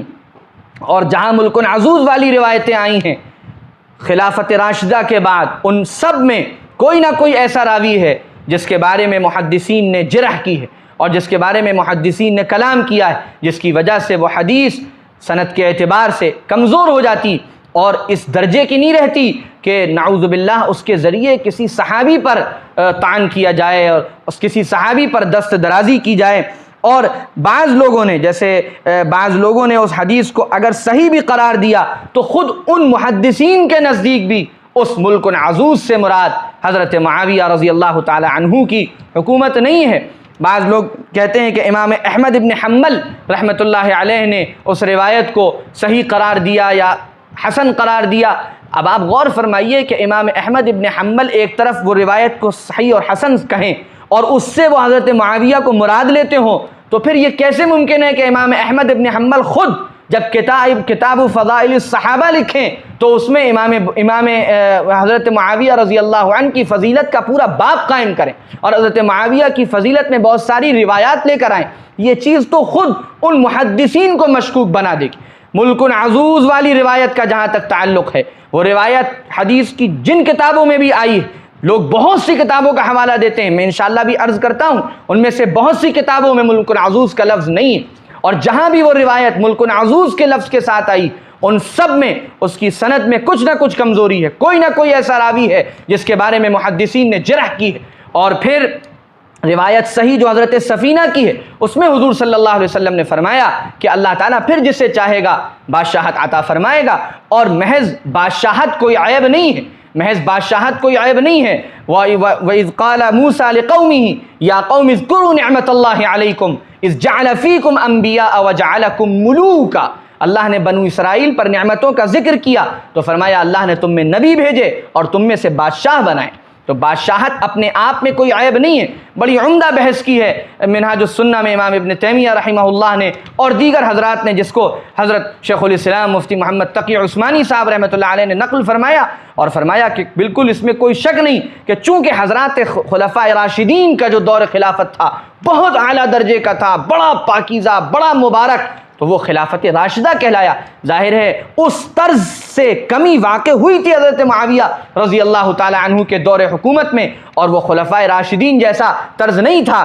اور اس کے اندر کچھ کمزوریاں پیدا ہو گئی تھیں، اس وجہ سے اس کو یؤتی اللہ الملک کہا گیا کہ وہ اللہ کی طرف سے وہ ایک بادشاہت تھی جو عطا فرمائی گئی، لیکن وہ بادشاہت رحمت کے ساتھ تھی، وہ بادشاہت خیر کے ساتھ تھی، وہ بادشاہت اللہ کی طرف سے ایک فضل کے ساتھ تھی، جس کی مثالیں انشاءاللہ آپ کو سیرت کی کتابوں میں اور تاریخ کی کتابوں میں مل جائیں گی۔ اسی طرح اس ملک عزوز والی روایت کے بارے میں بہت کی کتابوں کا حوالہ دیا جاتا ہے کہ ہر فلاں کتاب میں اور فلاں کتاب میں، وہ احمد میں، مسند احمد میں، اور طیالسی میں، اور طحاوی میں، اور طبرانی میں، اور ترمذی میں، اور ابن حبان میں، اور حاکم میں، کہ سب جگہ یہ روایت ملک عزوز والی موجود۔ میں روایت پڑھ کے سنا رہا ہوں ایک ایک جملہ کہ کیا ملک عزوز ہیں ان کتابوں میں۔ مسند احمد کی روایت میں الفاظ ہیں، حضرت سفینہ روایت کرتی، یقول سمعت رسول اللہ صلی اللہ علیہ وسلم یقول الخلافۃ 30 عاما ثم یکون بعد ذلك ملک، اور پھر حضرت سفینہ گنواتی ہیں 2 سال ابو بکر کے، اور اس کے بعد 10 سال عمر کے، اور 12 سال عثمان کے، اور 5 سال حضرت 6 سال تقریباً حضرت علی رضی اللہ عنہم کے۔ اسی طرح مسند، اس میں کہیں ملک عزوز کا لفظ نہیں، مسند ابو داؤد طیالسی کی روایت ہے، حضرت سفینہ روایت کرتی ہیں، خطبنا رسول اللہ صلی اللہ علیہ وسلم فقال الخلافۃ فی امتی 30 سنة ثم یکون ملک ثم قال سفینہ امسک خلاف ابی بکر، صرف اتنے الفاظ۔ ابو داؤد کی روایت میں عن سفینہ قال قال رسول اللہ صلی اللہ علیہ وسلم خلافۃ النبوۃ 30 سنة ثم یؤتی اللہ الملک او ملکہ من یشاء قال سعید قال لی سفینہ امسک علیک ابا بکر۔ اسی طرح شرح اس کے بعد ایک دوسری روایت، یہ بھی حضرت ابو عبد الرحمن سفینہ سمعت النبی صلی اللہ علیہ وسلم یقول الخلافۃ 30 عاما ثم یکون الملک ثم قال سفینہ امسک 2 ابو بکر۔ طبرانی کی روایت ہے عن سفینہ مولا النبی صلی اللہ علیہ وسلم عن النبی صلی اللہ علیہ وسلم قال الخلافۃ 30 سنة ثم یکون ملکا۔ ترمذی شریف کی روایت ہے حدثنی سفینہ قال قال رسول اللہ صلی اللہ علیہ وسلم الخلافۃ فی امتی 30 سنة ثم ملک بعد ذلك ثم قال لی سفینہ امسک علیک خلاف ابی بکر۔ ان تمام روایتوں میں کہیں بھی ملک عزوز کی بات نہیں کہی گئی۔ ثم یؤتی اللہ الملک ثم ملک، یہ بات حدیث کی کتابوں میں آئی، اور جہاں پر بھی ملک عزوز کا اضافہ ہے ان ساری روایتوں میں کوئی نہ کوئی کمزوری ہے، کوئی نہ کوئی جھول ہے۔ اور جب ایک طرف روایتیں اچھے درجے کی، حسن درجے کی موجود ہوں، اور ایک طرف کمزور روایتیں ہوں، اور پھر صحابی حضرت معاویہ کو آپ اس میں شامل کرنا چاہتے ہیں، قرآن کی آیات کو کیسے فراموش کریں گے، بخاری کی روایات کو کہاں لے کر جائیں گے؟ اس کے بعد خود اپنے آپ جن روایتوں سے یہ اشارہ ملنے لگے کہ ان روایتوں کے ذریعے حضرت معاویہ کو کوئی لعن طعن کرے، تو ایک مطلب ہے یا تو اس روایت میں کوئی کمزوری ہے اور وہ روایت رد کیے جانے کے قابل ہے، یا اس روایت کے وہ معانی نہیں ہیں جو معانی کوئی اور بیان کر رہا ہے۔ اگر ان کی سند کو صحیح بھی مان لیا جائے تو بھی یہ طے شدہ بات ہے کہ وہ روایتیں حضرت معاویہ رضی اللہ تعالی عنہ کے بارے میں نہیں ہیں، ورنہ محدثین اور علماء اہل سنت اور ائمہ اہل سنت ان روایتوں کے ہوتے ہوئے پھر حضرت معاویہ کے فضائل بیان کرتے، ان کے شان میں کتابیں لکھتے، اپنی صحیح ترین کتابوں میں ان کا بہترین تذکرہ کرتے۔ یہ تو ظاہر ہے یہ ان کی شان سے بعید چیز۔ البتہ خود حضور پاک صلی اللہ علیہ وآلہ وسلم سے جو روایت اس سلسلے کی ایک موجود ہے اور بیان کی جاتی ہے، اس میں یہ بات ہے کہ آپ صلی اللہ علیہ وسلم نے یہ بات ارشاد فرمائی کہ پہلے خلافت راشدہ کا دور ہوگا اور خلافت راشدہ کے بعد پھر ملوکیت ہوگی جو رحمت کے ساتھ ہوگی، پھر ملوکیت ہوگی جو رحمت کے ساتھ ہوگی۔ متعدد صحابہ کرام سے اور محدثین نے اس روایت کو نقل کیا ہے۔ حضرت عبداللہ ابن عباس رضی اللہ عنہما روایت کرتے ہیں، حضور اکرم صلی اللہ علیہ وسلم نے یہ بات ارشاد فرمائی کہ اول هذا الامر نبوہ ورحمہ ثم یکون خلافتا ورحمہ ثم یکون ملکا ورحمہ۔ یہ روایت، اور علامہ ابن حجر اس کے بارے میں فرماتے ہیں، علامہ ابن حجر ہیثمی تطہیر الجنان میں، کہ رجالہ ثقات، اس حدیث کے تمام روات اور روایت کرنے والے ثقہ ہیں، معتبر ہیں، اور یہ روایت گویا بہترین درجے کی روایت۔ اسی طرح یہ روایت طبرانی میں بھی موجود ہے، یہی والی روایت، اول هذا الامر نبوہ ورحمہ، حضرت ابن عباس راوی، ثم یکون خلافہ ورحمہ ثم یکون ملکا ورحمہ۔ یہ روایت طبرانی نے جلد 11 اپنی کتاب الکبیر جلد 11 صفحہ 88 پر، مجمع الزوائد جلد 5 صفحہ 343 پر، اور ہیثمی کہتے ہیں کہ رواہ الطبرانی ورجالہ ثقات، اور البانی کہتے ہیں ھذا اسناد جید ورجالہ کلہم ثقات، اور الصحیحہ میں رقم 3270 پر حضرت البانی نے اس کو ذکر فرمایا۔ ظاہر ہے اتنی واضح بات ہونے کے باوجود اس پوری بحث کا خلاصہ یہ نکلا کہ ملک عزوز والی روایت بہت کم جگہوں پر آئی، اور جہاں پر بھی آئی ہے اس کی سند میں کمزوری ہے، کوئی نہ کوئی راوی ایسا ہے جس پر محدثین نے اور اسماء الرجال کا علم رکھنے والوں نے بحث کی ہے، جرح کی ہے، اور اس کو متہم قرار دیا ہے۔ اس روایت کی حیثیت بڑی کمزور پڑ جاتی۔ جو روایتیں بہت ساری کتابوں کا نام لیا جاتا ہے، ان میں سے اکثر کتابوں کی عبارتیں میں نے پڑھی، زیادہ تر ملک عزوز کا لفظ اس میں نہیں، وہاں ثم یؤتی اللہ الملک ہے یا ثم ملکن ہے۔ یہ روایت حدیث کی کتابوں میں موجود ہے، اور وہ حسن درجے کی روایتیں ہیں، اچھی روایتیں۔ اور ایک روایت جو میں نے ابھی نقل کی طبرانی سے اور مختلف کتابوں سے حضرت ابن عباس کی، اس میں فرمایا گیا ثم ملک ورحمہ، یعنی 30 سال خلافت راشدہ رہے گی۔ حضرت ابو بکر صدیق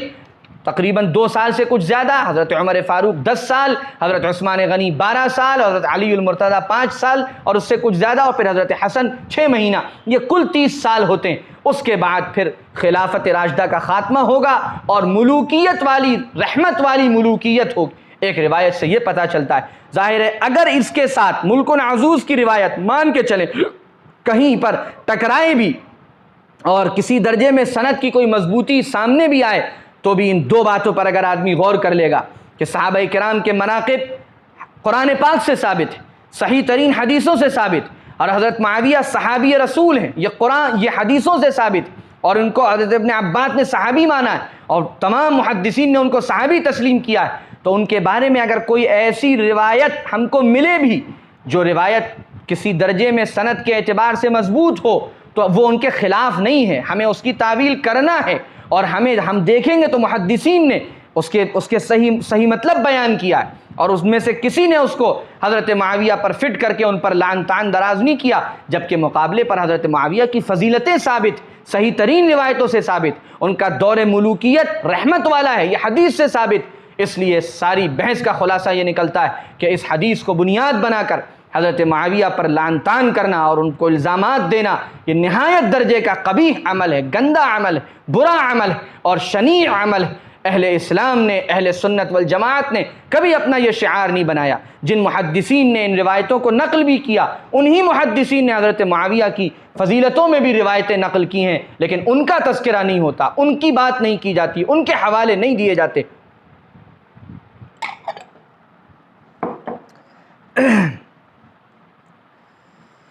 حضرت معاویہ رضی اللہ عنہ کا دور حکومت چلتا رہا، جس کے بارے میں میں نے تذکرہ فرمایا، اور 20 سال آپ کا دور حکومت رہا۔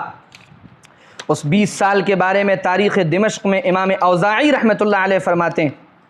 کہ اصحاب رسول کی ایک بہت بڑی تعداد نے صلی اللہ علیہ وسلم حضرت معاویہ کا زمانہ خلافت پایا، جن میں سعد ابن ابی وقاص، اسامہ ابن زید، جابر ابن عبداللہ، عبداللہ ابن عمر، زید ابن ثابت اور ابو سعید خدری اور رافع اور ابو امامہ باہلی اور انس ابن مالک جیسے جلیل القدر صحابہ تھے رضی اللہ عنہم، اور یہ سب کے سب ہدایت کے چراغ اور علم کے مینار تھے جنہوں نے قرآن اترتے دیکھا تھا اور اس کی تعویل و تفسیر بالمشافہ حضور پاک صلی اللہ علیہ وسلم سے سنی تھی۔ اسی طرح بڑے بڑے تابعین مسور ابن مخرمہ، عبد الرحمن ابن الاسود، سعید ابن المسیب، عروہ ابن الزبیر اور ان جیسے بے شمار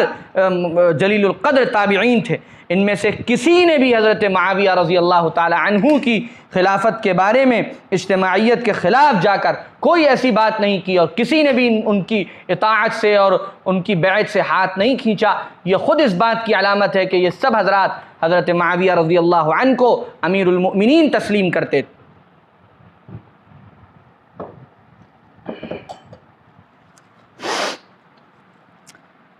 خود حضرات حسنین کا طرز عمل اس پر میں گفتگو کر چکا۔ اب اس کے بعد آئیے حضرت معاویہ رضی اللہ تعالی عنہ کا آخری دور آتا ہے، اور حضرت معاویہ رضی اللہ تعالی عنہ اس آخری دور میں بعض صحابہ کرام کے مشورے پر اپنے بیٹے یزید کی خلافت کا ارادہ کرتے ہیں اور اس کو اپنا جانشین بنانے کا ارادہ کرتے ہیں۔ یہ اہل سنت والجماعت کا اس پر بھی اتفاق ہے کہ حضرت معاویہ رضی اللہ عنہ کا یہ فیصلہ نتیجے کے اعتبار سے بہت غلط ثابت ہوا، اور حضرت معاویہ رضی اللہ تعالی عنہ نے جو سوچا تھا اور وہ بار بار اس کا اظہار کرتے تھے، اور صحابہ کرام بھی اس حقیقت کو سمجھتے تھے کہ اس وقت جس طرح حضرت معاویہ نے 40 سال شام پر اور 20 سال پوری اسلامی سلطنت پر حکومت کی، ظاہر ہے ان کی جو پکڑ ہے اور ان کے گھرانے کی جو پکڑ ہے حکومت پر وہ ایسی ہے کہ اس کا کوئی انکار نہیں کر سکتا، اور 20 سال سے پوری اسلامی سلطنت میں عدل ہے، انصاف ہے، سکون ہے، امن و امان ہے، فتوحات ہو رہی ہیں، یہ سب کچھ ہو رہا ہے۔ اس لیے بہترین راستہ یہ ہوگا کہ انہی کے گھر سے کوئی ان کا جانشین ہو تاکہ یہ سلطنت اسی طرح امن و امان سے چلتی رہے۔ یہی حضرت معاویہ کو دوسرے بہت سے لوگوں نے کہا، اور خود حضرت معاویہ رضی اللہ عنہ نے یہی بات سوچی، اور پھر اپنے بیٹے یزید کو انہوں نے اپنا جانشین بنایا۔ اپنے بعد اس کی خلافت کے لیے حضرت معاویہ نے لوگوں سے بیعت لی۔ نتیجے کے اعتبار سے یہ فیصلہ یقیناً غلط ثابت ہوا، اور اس میں کوئی کسی کو شک بھی نہیں کہ حضرت معاویہ رضی اللہ عنہ سے یہ بھی ایک اجتہادی خطا تھی۔ انہوں نے اپنے طور سے امت کے لیے بہتر یہی سمجھا، انہوں نے اپنے طور سے امت کے لیے عافیت اسی میں سمجھی اور امت کی بھلائی اسی میں سمجھی کہ یزید کے حوالے میں حکومت کر کے جاؤں، لیکن ان کے جانے کے وفات کے بعد اس نے اپنی روش بدل دی، اور وہ بہت ہی بدکرداری پر اور بدماشی پر اتر آیا، اور اس نے بڑے مظالم کیے۔ ظاہر نتیجے کے اعتبار سے یہ فیصلہ غلط ثابت ہوا، لیکن اپنی نیت کے اعتبار سے، امت کے لیے اپنی فکر کے اعتبار سے حضرت معاویہ رضی اللہ تعالی عنہ پر اس طرح الزام ڈالنا کہ جیسے یزید نے جو جرائم کیے وہ نعوذ باللہ حضرت معاویہ نے کیے ہیں، یہ بہت ہی ناانصافی کی بات ہے۔ وہ انسان تھے، انہوں نے اس سلسلے میں اپنے طور سے جو بہتر سے بہتر سمجھا وہ کیا، لیکن بہرحال نتیجہ اچھا نہیں نکلا، تو اس میں ان کا قصور نہیں ہے۔ اور ایسا نہیں ہے کہ میں یہ اپنی طرف سے کہہ رہا ہوں کہ انہوں نے محض دنیا پرستی کے لیے یہ فیصلہ نہیں کیا تھا، محض اپنے خاندان میں ملوکیت چلانے کے لیے یہ فیصلہ نہیں کیا تھا، بلکہ انہوں نے امت کی بھلائی اس میں سمجھی تھی۔ امام ابن کثیر رحمۃ اللہ علیہ نے حضرت معاویہ کی دعائیں نقل کی کہ جب انہوں نے یزید کی جانشینی کا اعلان کیا، تو علامہ ابن کثیر نے البدایہ والنہایہ میں لکھی ہیں یہ روایتیں کہ حضرت معاویہ رضی اللہ عنہ نے جمعے کے دن منبر پر خطبہ دیتے ہوئے ان الفاظ میں دعا کی کہ اللہ، اگر آپ جانتے ہیں کہ اگر میں نے یزید کو اس لیے ولی عہد بنایا ہے کہ وہ اس کا اہل ہے، تو اس کے لیے اس ولایت کو پورا کر دے، اور اگر میں نے اس کو ولی عہد صرف اس لیے بنایا ہے کہ مجھے اس سے محبت ہے، تو اس ولایت کو آپ پورا نہ کیجیے گا۔ ایک مرتبہ تو حافظ شمس الدین ذہبی اور جلال الدین سیوطی نے عطیہ ابن قیس کے حوالے سے یہ حضرت معاویہ کی دعا نقل کی ہے، جو تاریخ الاسلام اور طبقات المشاہیر والاعلام وغیرہ میں بھی آئی ہے، اور سیوطی نے تاریخ الخلفاء میں بھی اس کو نقل کیا ہے کہ حضرت معاویہ رضی اللہ عنہ نے یزید کی ولی عہدی کے اعلان کے بعد یہاں تک دعا کی کہ اللہ اگر میں نے یزید کو اس کی فضیلت دیکھ کر ولی عہد بنایا ہے، یعنی حکومت پر اس کی پکڑ، جنگی مہارتیں اور جو صلاحیت حکومت کے لیے ہونی چاہیے وہ میں اس کے اندر دیکھتا ہوں، اگر اس لیے میں نے بنایا ہے جس کی میں نے اس سے امید کی ہے تو اس کی مدد فرما، اور اگر مجھے اس کام پر صرف اس کی محبت نے آمادہ کیا ہے جو باپ کو بیٹے سے ہوتی ہے تو اس کے مقام خلافت پر پہنچنے سے پہلے اس کی روح قبض کر لے۔ یہ جمعے کے دن ممبر سے حضرت معاویہ رضی اللہ عنہ نے دعائیں کی۔ آپ اس سے اندازہ لگا سکتے ہیں ایک صحابی رسول ایسی صاف باتیں ممبر سے کہہ رہا ہے، دعائیں کر رہا ہے، بار بار اپنی اس بات کو پیش کر رہا ہے، اس کے باوجود ہم دل میں بدگمانی پالے رہیں، ہم دل میں اس کے لیے یہ بات پالے رہیں کہ نعوذ باللہ انہوں نے جانتے بوجھتے امت کو ایک بڑے نقصان میں مبتلا کر دیا۔ ہرگز ہرگز ایسا نہیں، انہوں نے اپنے طور پر جو بہتر سے بہتر سمجھا، اس لحاظ سے کہ جنگی مہارت کس کے اندر زیادہ ہے، یا اس لحاظ سے کہ میری جو پکڑ رہی ہے 40 سال، اس کے بعد اگر میرے گھر کے علاوہ کسی اور جگہ کا کوئی امیر ہوگا، خلیفہ ہوگا، تو پھر سے کہیں امت میں انتشار اور خلفشار نہ ہو جائے۔ انہوں نے اپنے بیٹے کو نامزد کیا، لیکن بار بار اللہ سے دعا کی کہ اللہ میں نے اس کو بہتر سمجھ کر نامزد کیا ہے کہ یہ اچھی طرح ملک چلا لے گا، اور اگر ایسا نہیں ہے، محبت کا غلبہ ہے میرے اوپر، تو اللہ آپ اس کی روح قبض کر لیجئے گا قبل اس کے کہ یہ ولی عہدی تک پہنچے۔ اسی طرح حضرت معاویہ رضی اللہ تعالی عنہ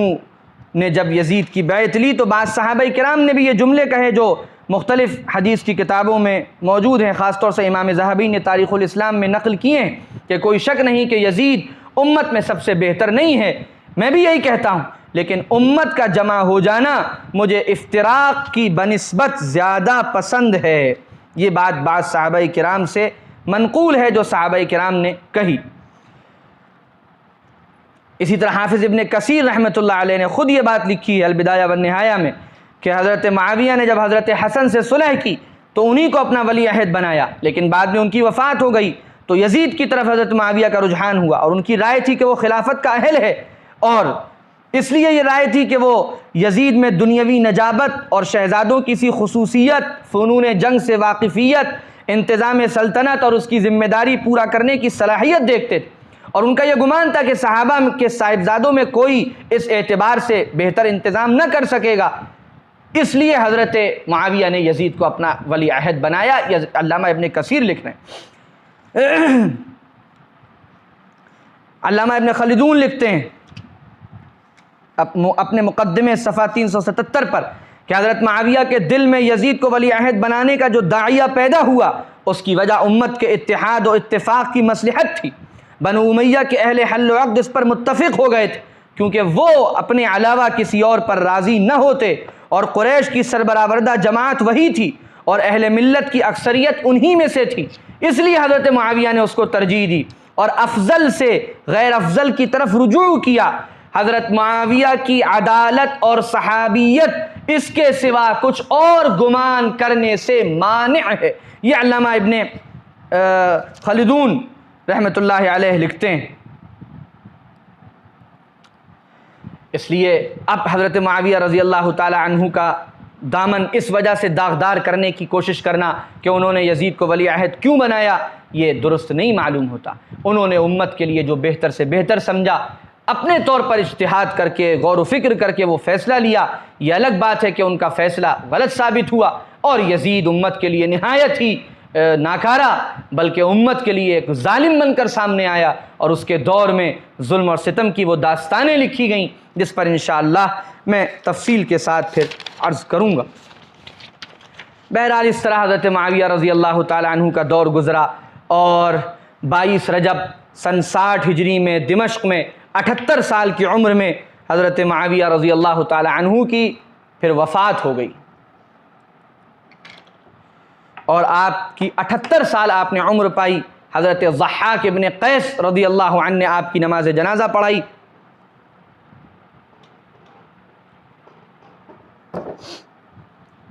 شام کے علاقے پر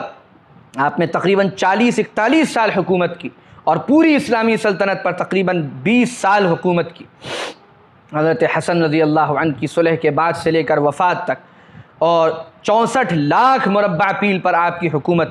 قسطنطنیہ، خراسان، سمرقند، ترکستان، افریقہ، یہ متعدد علاقے تھے جو حضرت معاویہ رضی اللہ عنہ کے دور میں فتح ہوئے۔ اور آپ کو حیرت ہوگی کہ بعض جنگوں میں حضرت حسین رضی اللہ عنہ حضرت معاویہ کے لشکر کا حصہ بن کر گئے۔ آپ نے جنگی جنگوں کا آغاز کیا، بحری بیڑے بنائے اور جنگی جنگوں کا آغاز کیا۔ اب اس کے بعد آئیے حضرت معاویہ رضی اللہ تعالی عنہ کے فضائل پر۔ صحیح روایتوں کے مطابق، ائمہ اہل سنت کے مطابق، ائمہ علماء اہل سنت کے حوالوں سے، کہ حضرت معاویہ رضی اللہ تعالی عنہ کے کیا فضائل ہیں۔ آئیے فضائل سیدنا امیر معاویہ رضی اللہ عنہ کی طرف حدیثوں کے حوالے سے اور ائمہ اہل سنت کی عبارتوں کے حوالے سے، علماء اہل سنت کی آراء کی روشنی میں کہ حضرت معاویہ رضی اللہ عنہ کا کیا مقام ہے۔ بعض لوگ یہ اعتراض کرتے ہیں کہ حضرت معاویہ رضی اللہ تعالی عنہ کے بارے میں کوئی فضیلت کی حدیث صحیح سندوں سے ثابت نہیں۔ ایک بات تو یہ ہے کہ کسی صحابی کی افضلیت کے لیے صحیح سند سے حدیث کا ہونا بالکل ضروری نہیں۔ وہ صحابی ہے، اگر یہ ثابت ہے تو اس کے لیے فضیلت ہے، اس کے لیے افضلیت ہے، اس کے لیے مناقب ہے، اس کا بڑا اونچا مقام ہے۔ ساری امت مل کر اس کے پاؤں کے دھول کے برابر نہیں ہو سکتی۔ یہ صحابی کا مقام ہے۔ اس لیے ہزاروں صحابہ ہیں جن کے بارے میں صحیح سند سے کیا کوئی ایک روایت بھی نہیں، کہیں ان کا نام بھی نہیں ہے، لیکن ان کا وہی مقام ہے۔ لیکن پھر بھی چونکہ لوگ یہ کہتے ہیں کہ حضرت معاویہ رضی اللہ عنہ کے بارے میں کوئی روایت ثابت نہیں ہے، تو اگر ایک طرف یہ کہنے والے ہوں کہ نہیں ہے اور ایک طرف اس کو ثابت کرنے والے ہوں اور بڑے بڑے محدثین اس کو تذکرہ کرتے ہوں، تو ظاہر ہے ثابت کرنے والوں کا اعتبار،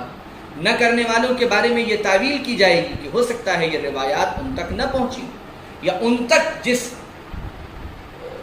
سند سے پہنچی ہوں وہ سند کمزور ہو، جن لوگوں سے ان کو معلوم ہوئی ہو وہ ان کے نزدیک قابل اعتبار نہ ہو۔ لیکن جنہوں نے روایات کو حضرت معاویہ کے فضائل میں صحیح کہا یا حسن کہا، ان کے پاس جن سندوں سے وہ روایت آئی ہو انہوں نے اس پر اعتبار کیا۔ تو پہلی چیز تو یہ کہ کسی صحابی کی فضیلت کے لیے صحیح سند کے ساتھ حدیث کا ہونا ضروری نہیں، جبکہ حضرت معاویہ کے تعلق سے حسن درجے کی روایات تو بہت ہیں، اور بعض روایات ایسی بھی ہیں جن کو صحیح قرار دیا گیا۔ امام بخاری کی بخاری سے حضرت معاویہ رضی اللہ تعالی عنہ کی فضیلت ثابت ہوتی۔ البتہ جن دو بڑے محدثین کا نام لیا جاتا ہے ائمہ کا کہ وہ یہ فرماتے ہیں کہ حضرت معاویہ کے بارے میں کوئی روایت ثابت نہیں، ان میں ایک نام اسحاق ابن راہویہ کا ہے اور ایک نام امام نسائی رحمہ اللہ۔ آئیے ذرا دیکھتے ہیں کہ ان حضرات نے جو یہ بات فرمائی کہ حضرت معاویہ کے تعلق سے کوئی حدیث صحیح سندوں کے ساتھ ثابت نہیں ہے، اس بات ہم تک جن ذریعوں سے وہ بات آئی ہے کیا وہ ذرائع واقعی اعتبار کے لائق ہیں؟ امام اسحاق ابن راہویہ کا قول نقل کیا جاتا ہے کہ انہوں نے یہ بات فرمائی، اسحاق ابن ابراہیم حنظلی ابن راہویہ کا یہ قول ہم نے سنا۔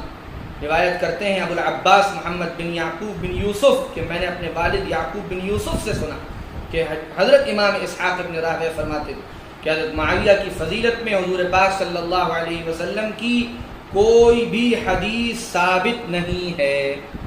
ایک تو یہ جو روایت ہے اس قول کی نسبت ہی حضرت امام اسحاق ابن راہویہ کی طرف مشکوک ہے، اس وجہ سے کہ اس قول کو نقل کرنے والے صرف ایک راوی یعقوب ابن یوسف اصم ہیں، اور یہ وہ راوی ہیں جن کی توثیق یا تضعیف ثابت نہیں،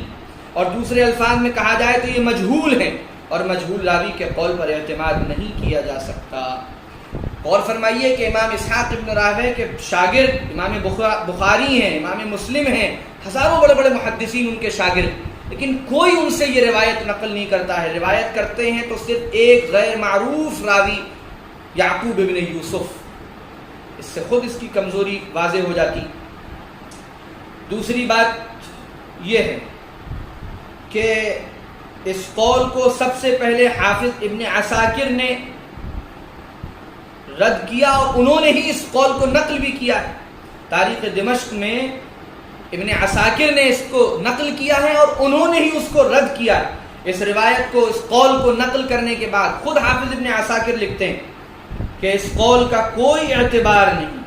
کیونکہ حضرت معاویہ کے فضیلت میں ایک نہیں متعدد صحیح روایات موجود ہیں۔ اس کے بعد اپنی تمام صحیح سندوں سے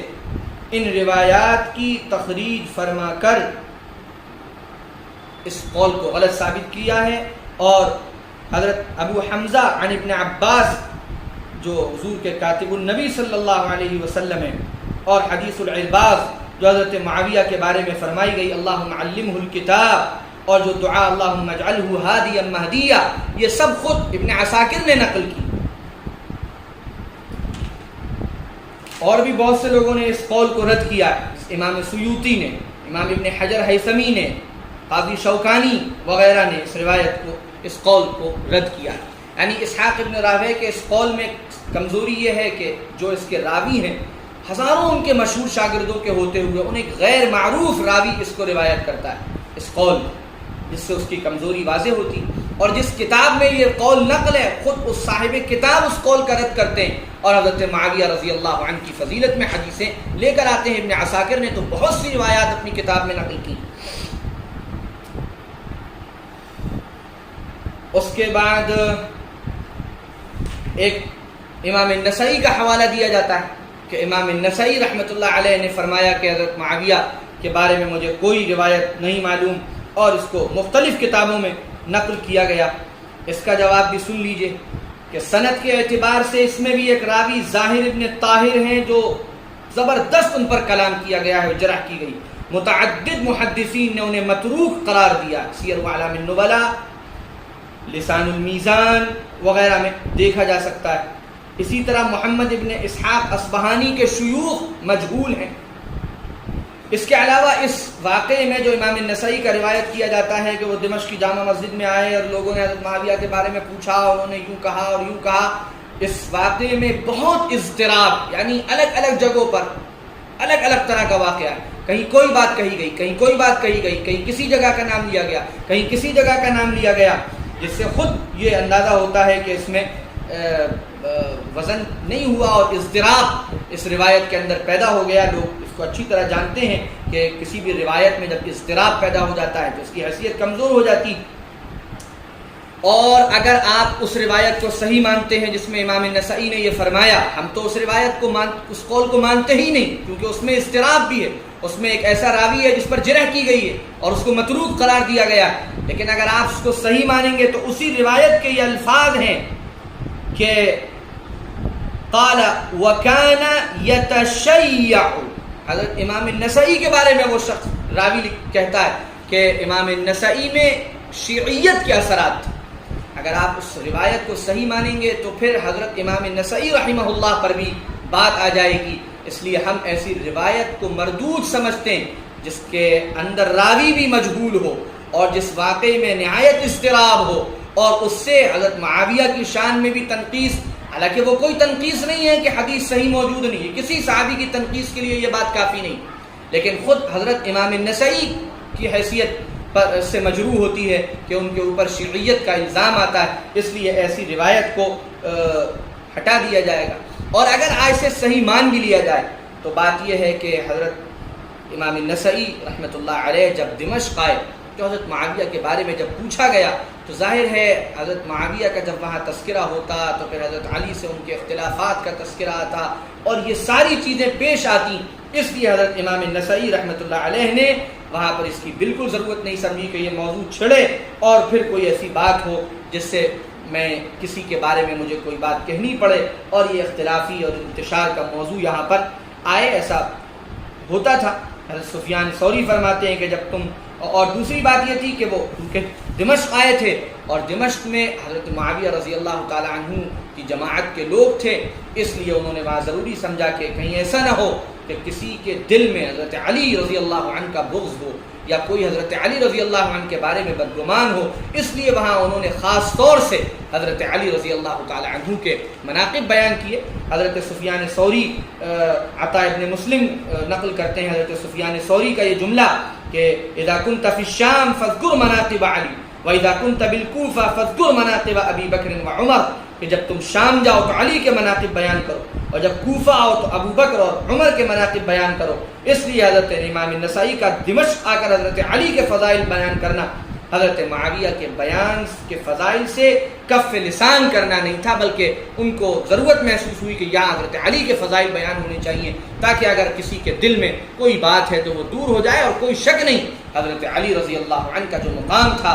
اس کے لیے ضروری تھا کہ ان کے فضائل بیان کیے جائیں، ان کے مناقب بیان کیے جائیں۔ ان کا رتبہ تو بہت اعلیٰ تھا۔ میرا جو بیان ہے چوتھا یا پانچواں بیان ہے مقام اہل بیت اور فضائل علی کے نام سے، اسی سیریز کا آپ اسے سماعت فرمائیں اور دیکھیں۔ اس میں الحمدللہ میں نے 1.5 گھنٹے تفصیلی بیان میں حضرت علی رضی اللہ تعالی عنہ اور اہل بیت کے مقام کا تذکرہ کیا ہے۔ اور پھر امام النسائی کا ہی یہ قول بھی ذرا دیکھ لیجئے۔ امام النسائی کی وہ بات فوراً لے لی جاتی جس کے بارے میں راوی بھی مجہول ہے، جس قول کا، اور جس روایت میں بھی اضطراب ہے، اور جس روایت کے سلسلے میں بہت سی تعویلات بھی ہیں، لیکن یہی امام النسائی یہ فرماتے ہیں، اور خود ابن عساکر صحیح سند کے ساتھ ان کا یہ قول نقل کرتے ہیں۔ تاریخ دمشق جلد 3 صفحہ 103 جو ملخص کی گئی ہے اس میں انما الاسلام كدار لها باب فباب الاسلامة الصحابہ فمن آد الصحابہ انما اراد الاسلام، اور اس کے بعد آگے فرماتے ہیں فمن اراد معاویہ فانما اراد الصحابہ، کہ اسلام کی مثال ایک گھر کی طرح ہے اور اس کا دروازہ صحابہ ہے۔ جو صحابہ کو نشانہ بنا رہا ہے گویا وہ گھر کو نشانہ بنا رہا ہے، اور سمجھ لو کہ حضرت معاویہ کو جو نشانہ بناتا ہے وہ تمام صحابہ کو نشانے پر لے رہا ہے۔ یہی امام نسائی کا قول ہے، لیکن یہ قول امام نسائی کا بیان نہیں کیا جاتا۔ یہی آج کل ہو رہا ہے، اپنے مطلب کی بات کہی جاتی ہے اور اپنے مطلب کی جو بات نہیں ہے وہ بات نقل نہیں کی جاتی۔ آپ نے یہ تو بتا دیا کہ امام النسائی نے یہ بات کہی کہ معاویہ کی فضیلت میں کوئی حدیث نہیں، اور اسحاق ابن راہوے نے کہی، اور ان دونوں اقوال کی کمزوری بھی میں نے آپ کے سامنے ظاہر کر دی۔ کاش آپ یہ بھی بتا دیتے کہ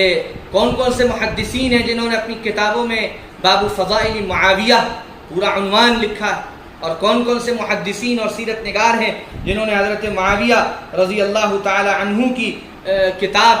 کی شان میں کتابیں لکھی۔ سب سے پہلے تو میں امام بخاری رحمۃ اللہ علیہ کا نام لوں گا، اور ان کا تذکرہ میں آپ کے سامنے کر چکا کہ امام بخاری رحمۃ اللہ علیہ اپنی بخاری شریف میں لیتے ہیں کتاب فضائل اصحاب النبی صلی اللہ علیہ وسلم، یہ کتاب فضائل اصحاب النبی صلی اللہ علیہ وسلم، اور اس کے بعد یہی امام بخاری رحمۃ اللہ علیہ آگے چل کر اس میں باب لاتے ہیں باب ذکر معاویہ رضی اللہ تعالی عنہ۔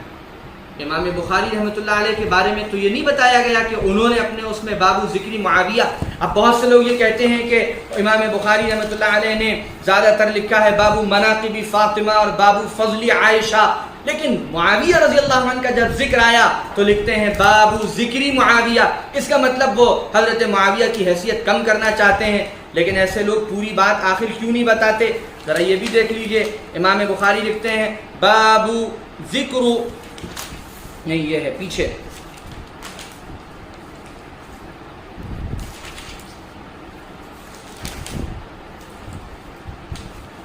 باب ذکر اسامہ بن زید، امام بخاری اسامہ ابن زید کا تذکرہ بھی بابو ذکری کر کے لاتے ہیں۔ اس کے علاوہ اور بھی باب ذکر عباس ابن عبد المطلب، ان کا تذکرہ بھی، یہ تو اہل بیت میں سے ہیں، حضرت عباس رضی اللہ عنہ۔ میں نے 2 نام پیش کر دیے، ظاہر ہے اتنے کافی ہونے چاہیے، ورنہ میرے اندازے کے مطابق شاید ایک آدھ تذکرہ اور ایسے کر کے، تو یہ تو سراسر جھوٹ ہے کہ حضرت امام بخاری نے تذکرہ نہیں کیا امام حضرت معاویہ کا۔ فضائل اصحاب النبی کتاب ہے، صحابہ کے فضائل، اس میں حضرت معاویہ کا ذکر کرتے ہیں وہ، وَاذْكُرْ فِي الْكِتَابِ مَرْيَمَ وَاذْكُرْ فِي الْكِتَابِ إِبْرَاهِيمَ وَاذْكُرْ فِي الْكِتَابِ موسیٰ، اسی کی مناسبت سے وہ کہتے ہیں باب ذکر معاویہ، باب ذکر اسامہ بن زید، باب ذکر عباس بن عبد المطلب۔ یہ امام بخاری رحمۃ اللہ علیہ کی نے نقل کیا، اور انہی روایتوں میں یہ حضرت عبداللہ ابن عباس کی روایتیں، حضرت عبداللہ ابن عباس کی روایتیں ہیں جو میں نے آپ کے سامنے پیش کی، اور اس میں حضرت عبداللہ ابن عباس حضرت معاویہ کے بارے میں گواہی دیتے ہیں انہو قد صحب رسول اللہ، کہ حضرت معاویہ حضور کے صحابی ہیں۔ دوسری روایت میں کہتے ہیں ما اصاب انہو فقیہ، کہ حضرت معاویہ صحابی بھی ہیں اور فقیہ ہیں۔ اور فقیہ کس کو کہا جاتا ہے؟ فقیہ اس کو کہا جاتا ہے جس کو دین کی گہری سمجھ ہو۔ امام بخاری رحمۃ اللہ علیہ عبداللہ ابن عباس کی شہادت پیش کرتے ہیں حضرت معاویہ کی فضیلت میں کہ وہ صحابی ہیں اور فقیہ ہیں۔ اب بھی اگر آنکھیں نہ کھلیں، اب بھی حضرت معاویہ کی اہمیت دل میں پیدا نہ ہو، تو پھر آدمی کو جہاں جانا ہے جائے۔ اور سن لیجئے، امام احمد ابن حنبل نے اپنی کتاب فضائل الصحابہ صفحہ 913 پر باب باندھا فضائل معاویہ ابن ابی سفیان، اور حدیثیں روایت فرمائیں۔ امام ترمذی نے سنن الترمذی جلد 2 صفحہ 224 پر مناقب معاویہ باب باندھا، حدیثیں نقل فرمائیں۔ امام ابو بکر احمد ابن محمد نے اپنی مشہور کتاب السنہ جلد 1 صفحہ 431 پر ذکر معاویہ ابن ابی سفیان وخلافته رضوان اللہ علیہ کے تحت بہت مفصل انداز میں بہت سی مرفوع اور موقوف روایات ذکر فرمائیں۔ امام محمد ابن حبان نے صحیح ابن حبان جلد 15 صفحہ 269 پر باب باندھا کتاب اخبارہ صلی اللہ علیہ وسلم عن مناقب الصحابہ رجالہم ونسائہم بذکر اسمائہم قائم فرمایا، اور پھر اسی کے تحت جلد 16 صفحہ 191 پر معاویہ کا تذکرہ کیا۔ امام ابو بکر نے اپنی کتاب الشریعہ میں صفحہ 2431 پر کتاب فضائل معاویہ ابن ابی سفیان قائم فرمایا، اور اس کے تحت 10 ابواب قائم فرمایا حضرت معاویہ کے حوالے سے۔ اس کے بعد امام حافظ احمد ابن عبداللہ الاصفہانی کی کتاب سنن الاصفہانی میں فضل معاویہ ابن ابی سفیان کا باب قائم کر کے حدیثیں نقل کی گئی۔ اس کے بعد امام ابو قاسم اسماعیل ابن محمد اصفہانی نے اپنی کتاب الحجہ فی بیان المحجہ جلد 2 صفحہ 376 پر فصل فی فضل معاویہ کے تحت متعدد مرفوع اور موقوف روایات نقل فرمائیں۔ امام قاضی ابو بکر ابن العربی المالکی نے اپنی مشہور کتاب العواصم من القواسم میں حضرت معاویہ کے فضائل میں متعدد ابواب قائم فرمائے، اور اس میں روایات تفصیل کے ساتھ ذکر فرمائیں، سارے اعتراضات کا قلقمہ فرمایا۔ اسی طرح حضرت امام حافظ ابو القاسم علی ابن الحسن الشافعی المعروف ابن عساکر نے اپنی مشہور کتاب تاریخ دمشق میں حضرت معاویہ کی فضیلت میں متعدد روایات، بے شمار روایات نقل فرمائیں، اور بہت سی روایات کو اس میں صحیح قرار دیا، اور ان کے تمام طرق متابعات اور شواہد اس کے پیش فرمائے۔ ابن تیمیہ الحرانی نے فتاوی ابن تیمیہ و منہاج السنہ میں تفصیل کے ساتھ حضرت معاویہ کے مناقب اور فضائل بیان فرمائے، اور امام حافظ محمد ابن عبداللہ الخطیب التبریزی صاحب المشکات نے اپنی مشہور کتاب مشکات المصابیح میں باب جامع المناقب کا عنوان قائم فرما کر خلفائے راشدین اور دیگر صحابہ کے ساتھ صفحہ 579 پر حضرت معاویہ کی فضیلت والی روایت اس کی تخریج فرمائی۔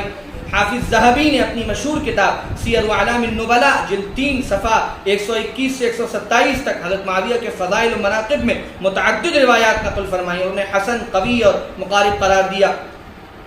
اور ابن کثیر نے اپنی مشہور کتاب البدایہ والنہایہ جلد 11 صفحہ 396 میں عنوان قائم کر کے حضرت معاویہ کا اور متعدد روایات نقل کی اور انہیں صحیح اور حسن قرار دیا۔ اور حافظ نور الدین علی ابن ابی بکر الہیثمی نے اپنی 5 کتب مجمع البحرین اور اس میں مجمع الزوائد میں اور دیگر بہت ساری کتابیں ہیں، غایۃ المقصد اور مختلف، اس میں مناقب معاویہ ابن ابی سفیان کا باب قائم کر کے متعدد روایات نقل فرمائیں۔ اسی طرح حافظ ابن حجر العسقلانی نے اپنی کتاب المطالب العالیہ بزوائد المسانید الثمانیہ میں فضل معاویہ کے تحت متعدد روایات نقل فرمائیں۔ یہ محدثین ہیں جنہوں نے باقاعدہ روایات حضرت معاویہ کی شان میں جو وارد ہوئی ہیں ان کو اپنی حدیث کی کتابوں میں نقل کیا۔ کیا افسوس کی بات ہے کہ حضرت امام النسائی کا ایک قول جس کی صحت مشکوک ہے اس کو لے کر حضرت معاویہ پر لعن طعن کیا جاتا ہے، حالانکہ آپ اس کو صحیح بھی سمجھ لیں تو بھی اس سے لعن طعن ثابت نہیں۔ صرف ایک آدمی یہ کہہ رہا ہے کہ بھئی مجھے نہیں معلوم کہ کوئی صحیح سند کی روایت ہے یا نہیں،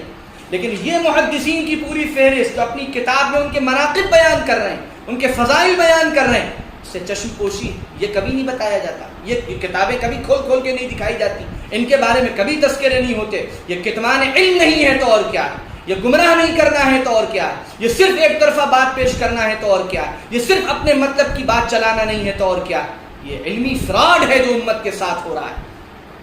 اسی طرح بعض محدثین نے پوری کتابیں حضرت معاویہ کی شان میں لکھی. امام ابو بکر عبداللہ ابن محمد ابی دنیا نے حضرت معاویہ کے فضائل میں 3 کتابیں لکھی: حلم معاویہ، حکم معاویہ، اخبار معاویہ. اسی طرح امام محدث ابو بکر عمرو ابن ابی عاصم المتوفی 287 ہجری حضرت معاویہ کی فضیلت میں جزء فی مناقب معاویہ تصنیف فرمائی.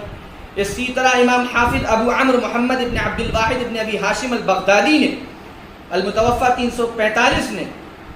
ہجری جزء فی فضائل معاویہ تحریر فرمائی. ابن حجر نے اس کا تذکرہ کیا، ذہبی نے اس کا تذکرہ کیا. امام ابو بکر محمد ابن الحسن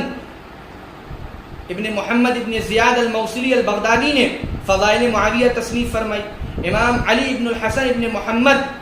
ابو الحسن المتوفی 403 ہجری نے فضائل معاویہ کا تصنیف فرمائی. اسی طرح امام حافظ محمد ابن احمد ابن محمد ابن فارس البغدادی المتوفی 412 ہجری نے فضائل معاویہ تصنیف فرمائی. حافظ ابو یعلی محمد ابن الحسین الفراء المتوفی 458 کی کتاب تنزیہ خال المؤمنین معاویہ ابن ابی سفیان یہ شائع ہوئی. ابن تیمیہ کا تفصیلی فتویٰ جو ہے سؤال فی معاویہ ابن ابی سفیان ایک کتابی شکل میں شائع ہوا. اسی طرح احمد ابن محمد ابن علی ابن حجر الہیثمی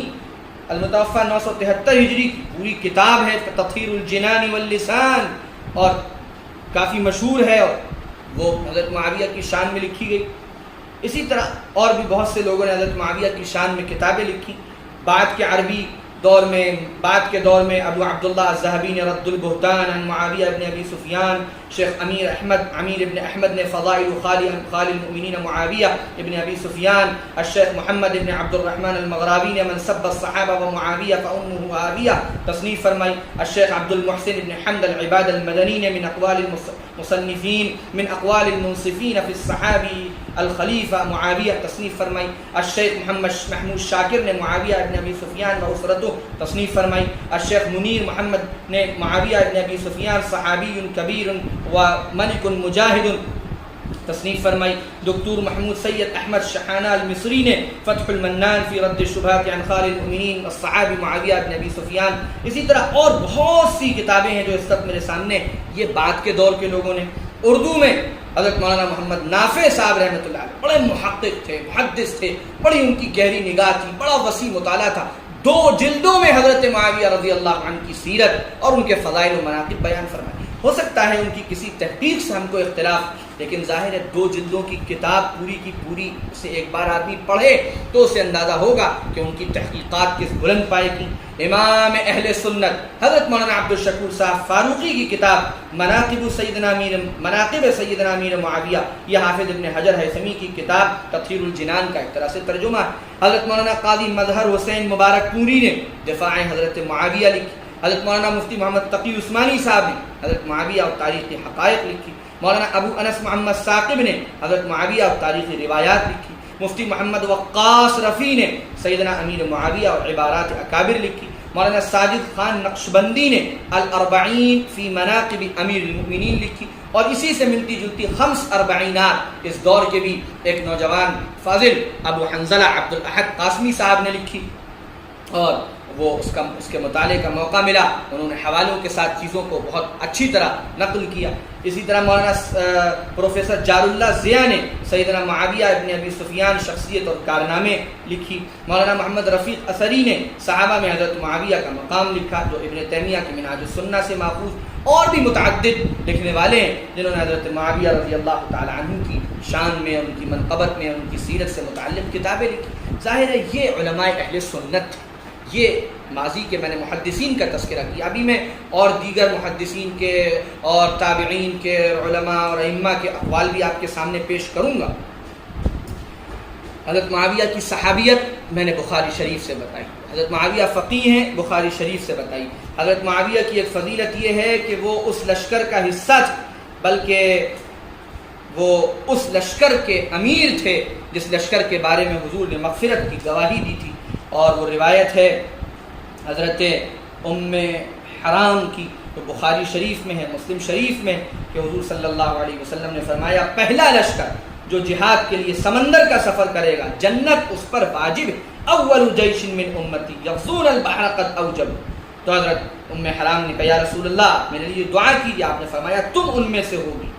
اور پھر اس کے بعد حضرت ام حرام نے حضرت معاویہ کے لشکر کے ساتھ وہ سفر کیا، اور حضرت معاویہ رضی اللہ تعالی عنہ اس وقت امیر المؤمنین تھے، اور ان کی قیادت میں وہ لشکر روانہ ہوا. یعنی یہ جو روایات ہیں، دو روایتیں ہیں، ایک بخاری جلد 1 صفحہ 392 پر اور ایک جلد 1 صفحہ 410 پر.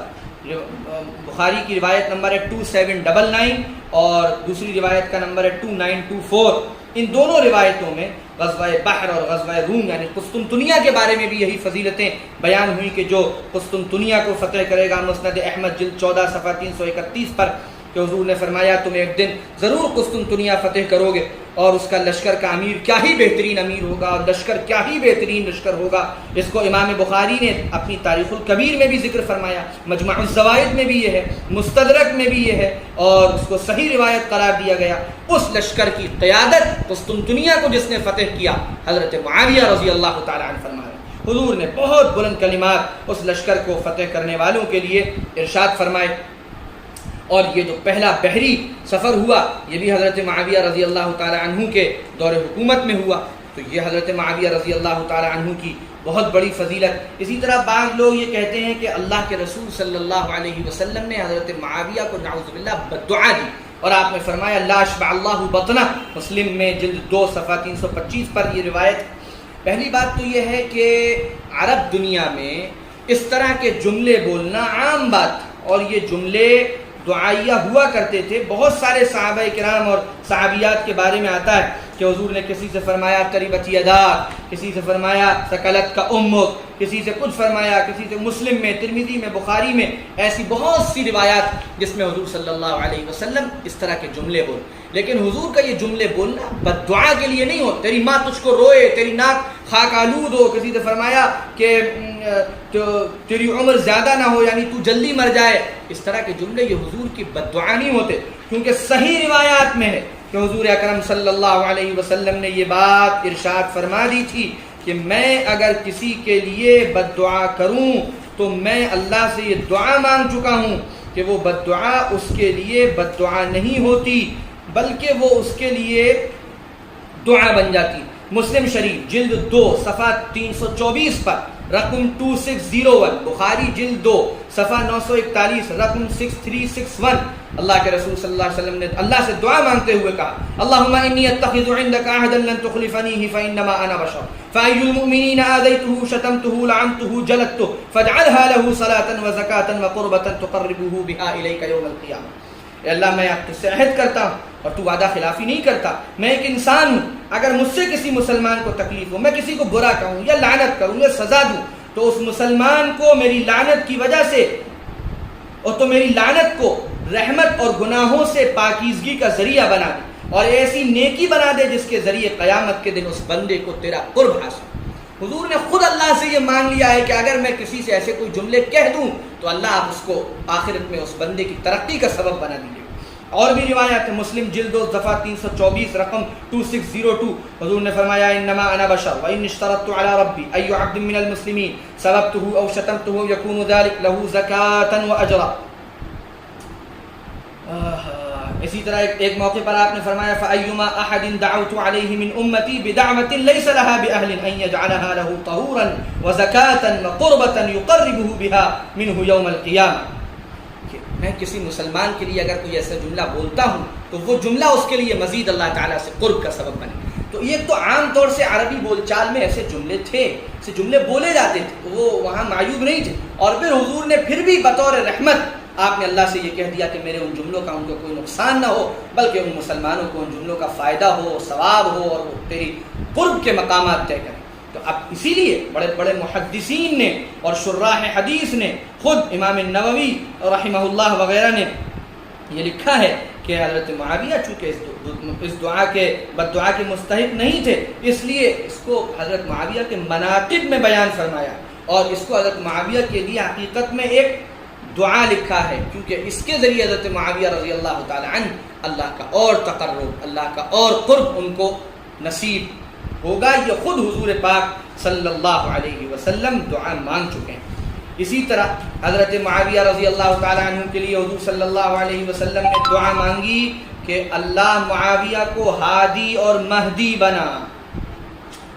اور یہ روایت بھی حدیث کی مختلف کتابوں میں ہے۔ سنن ترمذی میں جلد 2 میں صفحہ 224 پر، اور امام ترمذی کہتے ہیں ھذا حدیث حسن۔ مسند احمد میں جلد 13 صفحہ 539 پر، تاریخ الکبیر میں امام بخاری نے اس کو جلد 5 صفحہ 240 میں نقل کیا، المعجم الاوسط طبرانی جلد 1 صفحہ 333 پر نقل کیا، حلیۃ الاولیاء جلد 8 صفحہ 358 پر ہے، تاریخ دمشق ابن عساکر میں ہے، اور مختلف لوگوں نے اس روایت کو صحیح کہا۔ البانی نے کہا رجالہ کلہم ثقات، اور اس طرح کی باتیں اس حدیث کے بارے میں کہی گئیں۔ حضور نے حضرت معاویہ کو دعا دیتے ہوئے فرمایا تھا اللہم اجعلہ ہادیا مہدیا، اے اللہ معاویہ کو ہدایت یافتہ بنا اور ہدایت کا ذریعہ بنا۔ ہمیں تو یہ یقین ہے کہ حضور اکرم صلی اللہ علیہ وسلم کی یہ دعا حضرت معاویہ کے حق میں یقیناً قبول ہوئی، حضور کی یہ دعا رد نہیں تھی، اور حضرت معاویہ رضی اللہ عنہ ہادی تھے اور مہدی تھے۔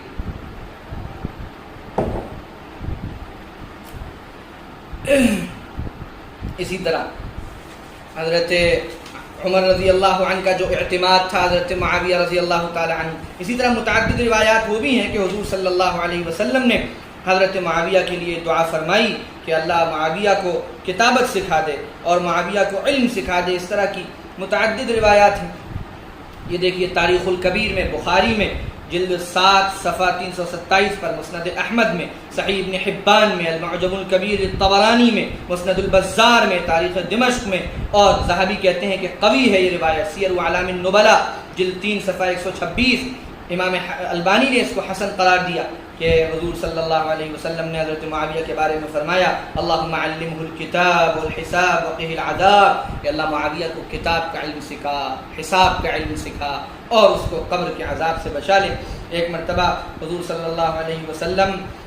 کے پیچھے حضرت معاویہ سوار تھے اونٹنی پر، آپ نے فرمایا معاویہ تیرے بدن کا کون سا حصہ میرے بدن سے ملا؟ حضرت معاویہ نے فرمایا میرا پیٹ اور سینہ آپ کے جسم سے ملا ہے۔ آپ نے فرمایا اے اللہ معاویہ کے پیٹ کو اور سینے کو علم سے بھر دے۔ یہ روایت بھی تاریخ الکبیر میں ہے، اور العلل ابن ابی حاتم میں ہے، اور تاریخ دمشق میں ہے، اور احیاء علوم الدین میں اس کو نقل کیا گیا، اس کی سند کو صحیح اور حسن قرار دیا گیا۔ یہ بھی حضرت معاویہ رضی اللہ عنہ کی فضیلت میں۔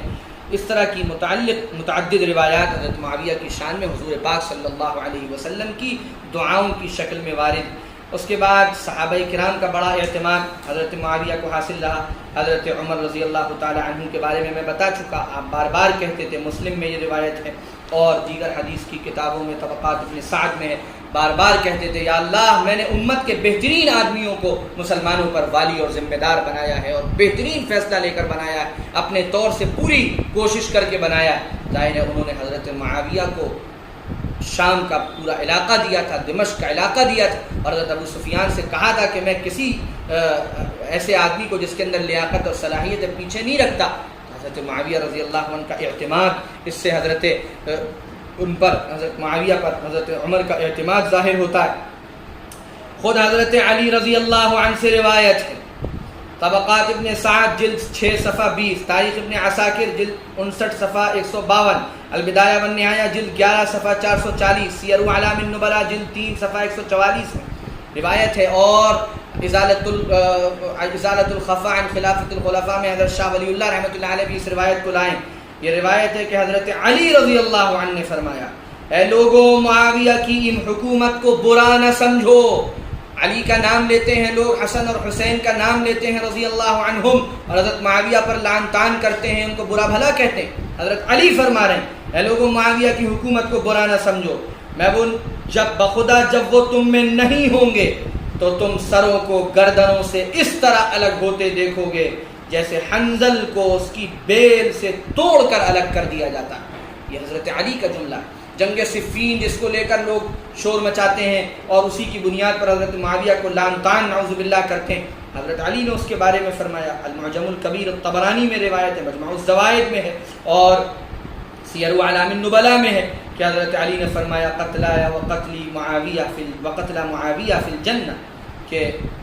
قتلانا وقتلاہم فی الجنہ کے الفاظ بعض جگہ ملتے ہیں کہ ہمارے جو مقتولین ہیں اور معاویہ کے جو مقتولین ہیں سب جنت میں، سب سے اللہ راضی۔ گویا وہ خود سمجھتے تھے کہ حضرت معاویہ رضی اللہ عنہ اور ان کے لشکر کے لوگ، یہ ظاہر سی بات ہے کہ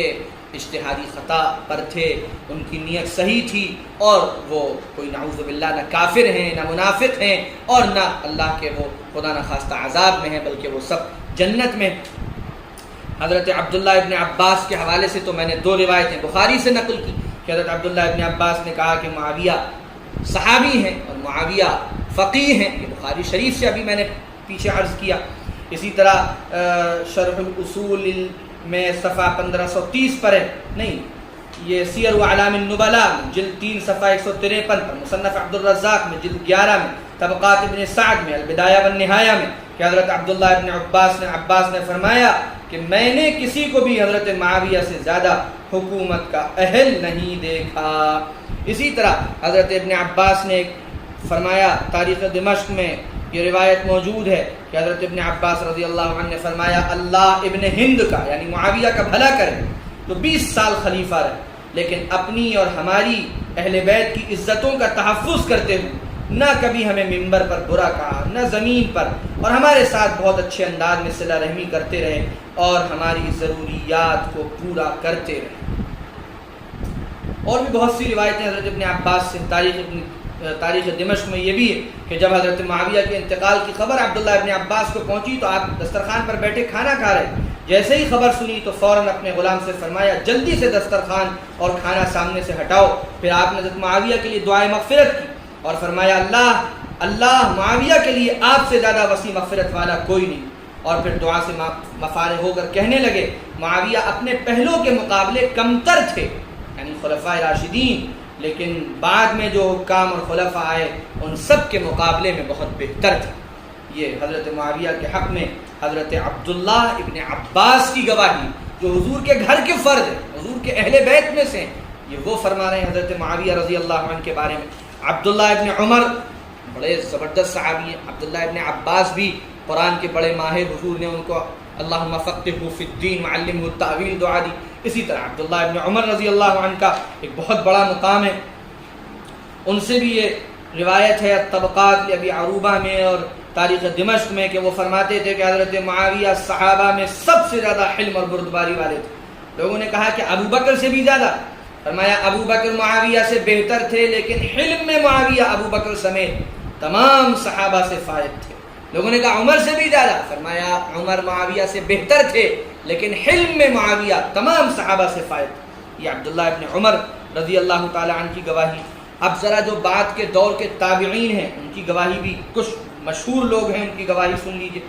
ضحاک ابن قیس کہتے ہیں طبقات ابن سعد میں البدایہ والنہایہ میں کہ جس وقت حضرت معاویہ کا انتقال ہوا حضرت ضحاک ابن قیس نے خطبہ دیا اور ارشاد فرمایا لوگوں معاویہ امیر المومنین تھے، وہ اللہ کے بندوں میں سے ایک بندے تھے، آپ کے ذریعے اللہ نے فتنوں کو مٹایا اور دنیا کو پھیلایا، یعنی دنیا مسلمانوں کو خوب مال و متاع نصیب ہوا، اب آپ کا انتقال ہو چکا ہے۔ سعید ابن المسیب بہت بڑے تابعین فرماتے ہیں تاریخ دمشق ابن عساکر میں البدایہ والنہایہ میں یہ قول موجود ہے، زہری کی روایت کرتے ہیں کہ حضرت سعید ابن المسیب سے حضور کے صحابہ کے بارے میں پوچھا تو آپ نے فرمایا اے زہری غور سے سنو، جو اس حال میں مرا کہ ابو بکر عمر عثمان علی سے محبت کرتا ہے اور عشر مبشرہ کے لیے جنت کی گواہی دیتا ہے اور معاویہ کے لیے رحمت کی دعا کرتا ہے، اللہ کی ذات سے امید ہے کہ اسے حساب کی سختی سے بچا لیا جائے گا۔ حسن بصری فرماتے ہیں مصنف ابن ابی شیبہ جلد 7 صفحہ 54 اور امام احمد ابن حنبل نے فضائل الصحابہ میں اس کو نقل کیا، مصنف عبد الرزاق میں بھی کہ حضرت حسن بصری کہتے تھے حضور نے اپنے صحابہ سے فرمایا لوگوں میں تمہاری مثال وہ ہے جو کھانے میں نمک کی ہوتی، اور پھر فرمایا کہ حسن فرماتے تھے کہ نمک کے بغیر کھانا اچھا نہیں لگتا، پھر فرمایا ان لوگوں کا کیا ہوگا جن کا نمک ہی ختم ہو جائے، یعنی صحابہ کے بارے میں برا بھلا کہنے لگے۔ اسی طرح حسن بصری سے قتادہ کہتے ہیں کہ میں نے پوچھا کہ کہ لوگ حضرت معاویہ کے خلاف یہ گواہی دیتے ہیں کہ نعوذ باللہ حضرت معاویہ جہنم میں، تو انہوں نے فرمایا لعنہم اللہ، ایسے لوگوں پر اللہ کی لعنت ہو۔ اسی طرح سلیمان الاعمش کہتے ہیں،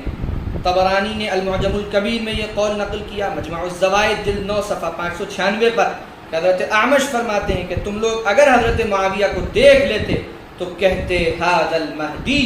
یہ مہدی ہیں۔ محمد ابن سیرین کہتے ہیں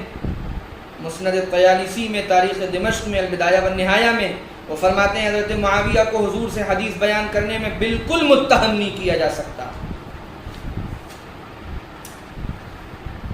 محمد ابن مسلم ابن شہاب الزہری کہتے ہیں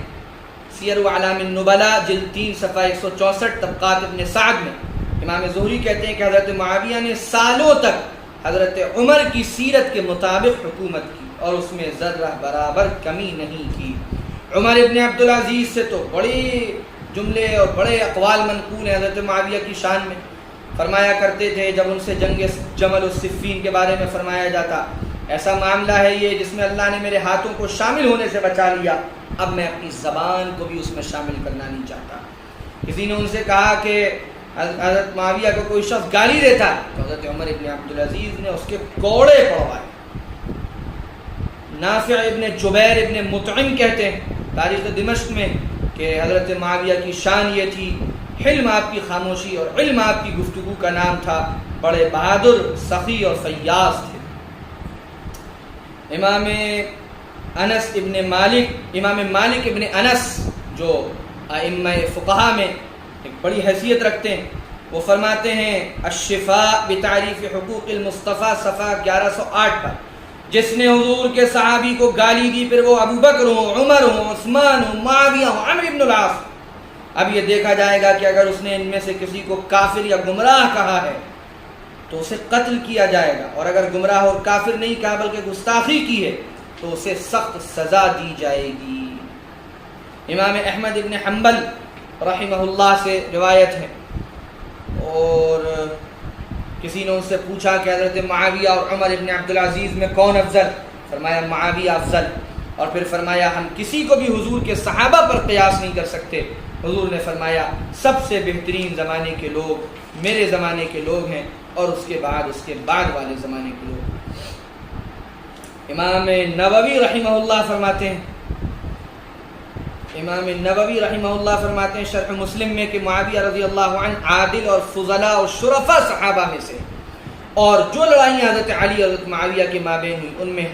ہر فریق ایک شبہ میں مبتلا تھا، جس کی وجہ سے اپنے آپ کو وہ حق سمجھے ہوئے تھا، اور یہ تمام صحابہ عادل ہیں اور اپنی لڑائیوں کے بارے میں تعویل کرنے والے ہیں۔ امام ابن عساکر نے تو بہت کچھ اس کے بارے میں لکھا ہے حضرت معاویہ کی فضائل کے بارے میں۔ حضرت ابن العربی لکھتے ہیں کہ معاویہ کے اندر بہت سی صفات موجود ہیں، اور انہی صفات کی وجہ سے حضرت عمر نے آپ کی حسن سیرت، دارالخلافہ کی حمایت، اسلامی سرحدوں کی حفاظت، اسلامی لشکروں کی اصلاح، دشمن پر غلبہ، اسی وجہ سب دیکھ کر ہی آپ کو شام کا ذمہ دار بنایا تھا۔ ابن تیمیہ کے بارے میں تو آپ پڑھ ہی چکے، ملا علی قاری رحمۃ اللہ علیہ نے بھی بہت کچھ حضرت معاویہ رضی اللہ تعالیٰ عنہ کے بارے میں لکھا ہے، اور مرقات میں یہاں تک لکھ دیا کہ حضرت معاویہ نے حضور کی معیت میں جہاد کرتے ہوئے جو دھول اڑی وہ حضرت عمر ابن عبدالعزیز سے بھی افضل۔ اس طرح کی مختلف روایات، کتابیں اور اس میں موجود ہیں جو اللہ کے رسول صلی اللہ علیہ وسلم سے، صحابہ کرام سے، ائمہ سلف سے، ائمہ اہل سنت سے اور کبار علماء اہل سنت سے ثابت۔ ظاہر ہے اتنی قطعی یقینی باتیں موجود ہوتے ہوئے بعض ایسی باتوں کا سہارا لے کر جن کے بارے میں خود محدثین نے وضاحت کی ہے کہ یہ باتیں کس پس منظر میں، بعض حدیثیں ہیں، ان حدیثوں کے بارے میں محدثین نے وضاحت کی، صراحت کی کہ ان حدیثوں کا کیا مطلب ہے، اس کے بعد بھی اور پھر بعد کا دور جس میں امن و امان رہا، حضرات اہل بیت کا ان سے صلح ہوئی اور عافیت کا ماحول رہا، اس کے باوجود حضرت معاویہ کو مطعون کرنا، ان کو برا بھلا کہنا، ظاہر اس سے زیادہ گھٹیا کام اور کوئی نہیں ہو سکتا۔ اب میں اس پیراگراف پر اس تقریر کو ختم کرتا ہوں۔ الحمدللہ بات تفصیل کے ساتھ آ گئی، اب بھی جسے نہ ماننا ہو وہ نہ مانے۔ مولانا ابو الحسن علی ندوی رحمۃ اللہ علیہ نے جو کچھ حضرت معاویہ کے بارے میں لکھا ہے وہ سنا کر میں بات کو ختم کرتا ہوں۔ ظاہر ہے حضرت مولانا علی میاں رحمۃ اللہ علیہ نے جو کچھ لکھا، دارالعلوم ندوۃ العلماء اور وہاں کے ذمہ داران اور وہاں کے اساتذہ کرام اور وہاں کے طلباء اور وہاں کے تمام متعلقین، ان سب کا وہی مسلک ہے، وہی موقف ہے اور وہی ان کا طرز عمل ہے۔ اگر کوئی اپنے نام کے آگے ندوی لگا کر ان راستوں سے انحراف کرتا ہے، اہل سنت کے متفقہ آرا سے اختلاف کرتا ہے، اور حضرت مولانا علی میاں رحمۃ اللہ علیہ نے جو اس کا خلاصہ پیش کیا، اس تمام آرا کو پڑھ کر اور دیکھ کر جو ایک رائے قائم فرمائی اور اپنے قلم سے اس کا اظہار کیا، جو اس سے الگ راستہ اختیار کرتا ہے، ظاہر ہے ندوے کی فکر کا اس سے کوئی تعلق نہیں، ندوے کی حقیقت کا اس سے کوئی تعلق نہیں۔ مولانا علی میاں رحمۃ اللہ علیہ نے المرتضیٰ میں لکھا ہے، میں سنا کر بات ختم کرتا ہوں، تاریخی حقائق اور خاص طور پر اس پیچیدہ اور مبہم دور کو سامنے رکھتے ہوئے جو حضرت عثمان کی شہادت کے بعد پیش آیا اور اسلامی معاشرہ اندرونی اور بیرونی بدلتے ہوئے حالات کا جو رد عمل ہوا، ان سب کا جائزہ لینے سے جو بات نظر آتی وہ یہ کہ حضرت معاویہ رضی اللہ عنہ کو لوگوں کی نفسیات پہچاننے کا ملکہ اور عرصہ دراز تک حکومت کرنے کا جو تجربہ تھا، اس نے ان کو یقین دلا دیا کہ اس وقت کے اسلامی معاشرے کی قیادت اور وسیع اسلامی مملکت کی سربراہی خلافت راشدہ کے ان خطوط پر قائم نہیں رکھی جا سکتی جن پر خلفائے ثلاثہ چلتے رہے اور جن کو پوری طاقت سے نبھاتے رہے۔ حضرت معاویہ اس بات پر مطمئن ہو گئے کہ وقت کا تقاضا یہی ہے کہ اسلامی مملکت کو خطرات سے محفوظ رکھا جائے، امن اور امان قائم رکھا جائے، غزوات و فتوحات کا سلسلہ جاری رکھا جائے اور اس کی خاطر ایک شخصی موروثی مگر عادل حکومت قائم ہو جائے تو کوئی حرج نہیں۔ حکومت اسلامی تعلیمات کے تابع ہو، اس میں لچک ہو، شریعت کا پاس و احترام بھی امکانی حد تک قائم رہے، حکومت کے انتظامیہ اور حکومت چلانے کے طریقے، لوگوں سے معاملہ کرنے کے اصول میں توسع سے کام لیا جائے۔ آگے چل کر لکھتے ہیں، اس میں کوئی شک نہیں کہ حضرت معاویہ کے عہد اسلام اور مسلمانوں کے عہد میں اسلام اور مسلمانوں کو فتح و غلبہ حاصل ہوا، اسلام کو فتح مندیاں حاصل ہوئیں اور اس کا دائرہ بڑھا۔ حضرت معاویہ نے غزوات کا سلسلہ جاری رکھا، فتوحات کا سلسلہ بری و بحری راستوں سے وہاں تک پہنچا جہاں پہلے مسلمان فاتحین نہیں پہنچے تھے۔ اور آگے چل کر ایک جگہ لکھا، یہ امر فراموش نہیں کرنا چاہیے کہ حضرت معاویہ بن ابی سفیان رضی اللہ عنہما صحابہ کی جماعت کے ایک ممتاز فرد ہیں، ان کے مناقب میں حدیثیں وارد ہوئی ہیں۔ جو لوگ ان پر زبان طعن دراز کرتے ہیں اور ان کے سلسلے میں بے باکی و زبان درازی سے کام لیتے ہیں، ان کو اس امر کا پاس و لحاظ ہونا چاہیے کہ وہ ایک ایسے صحابی ہیں جن کو قرابت کا بھی شرف حاصل۔ یہ حضرت علی میاں رحمۃ اللہ علیہ نے تحریر فرمایا۔ امید ہے کہ یہ آج کی گفتگو بہت سے اشکالات کو حل کرنے والی اور بات کو صحیح طور پر سمجھنے کے لیے کافی ہوگی۔ وآخر دعوانا ان الحمد للہ رب العالمین۔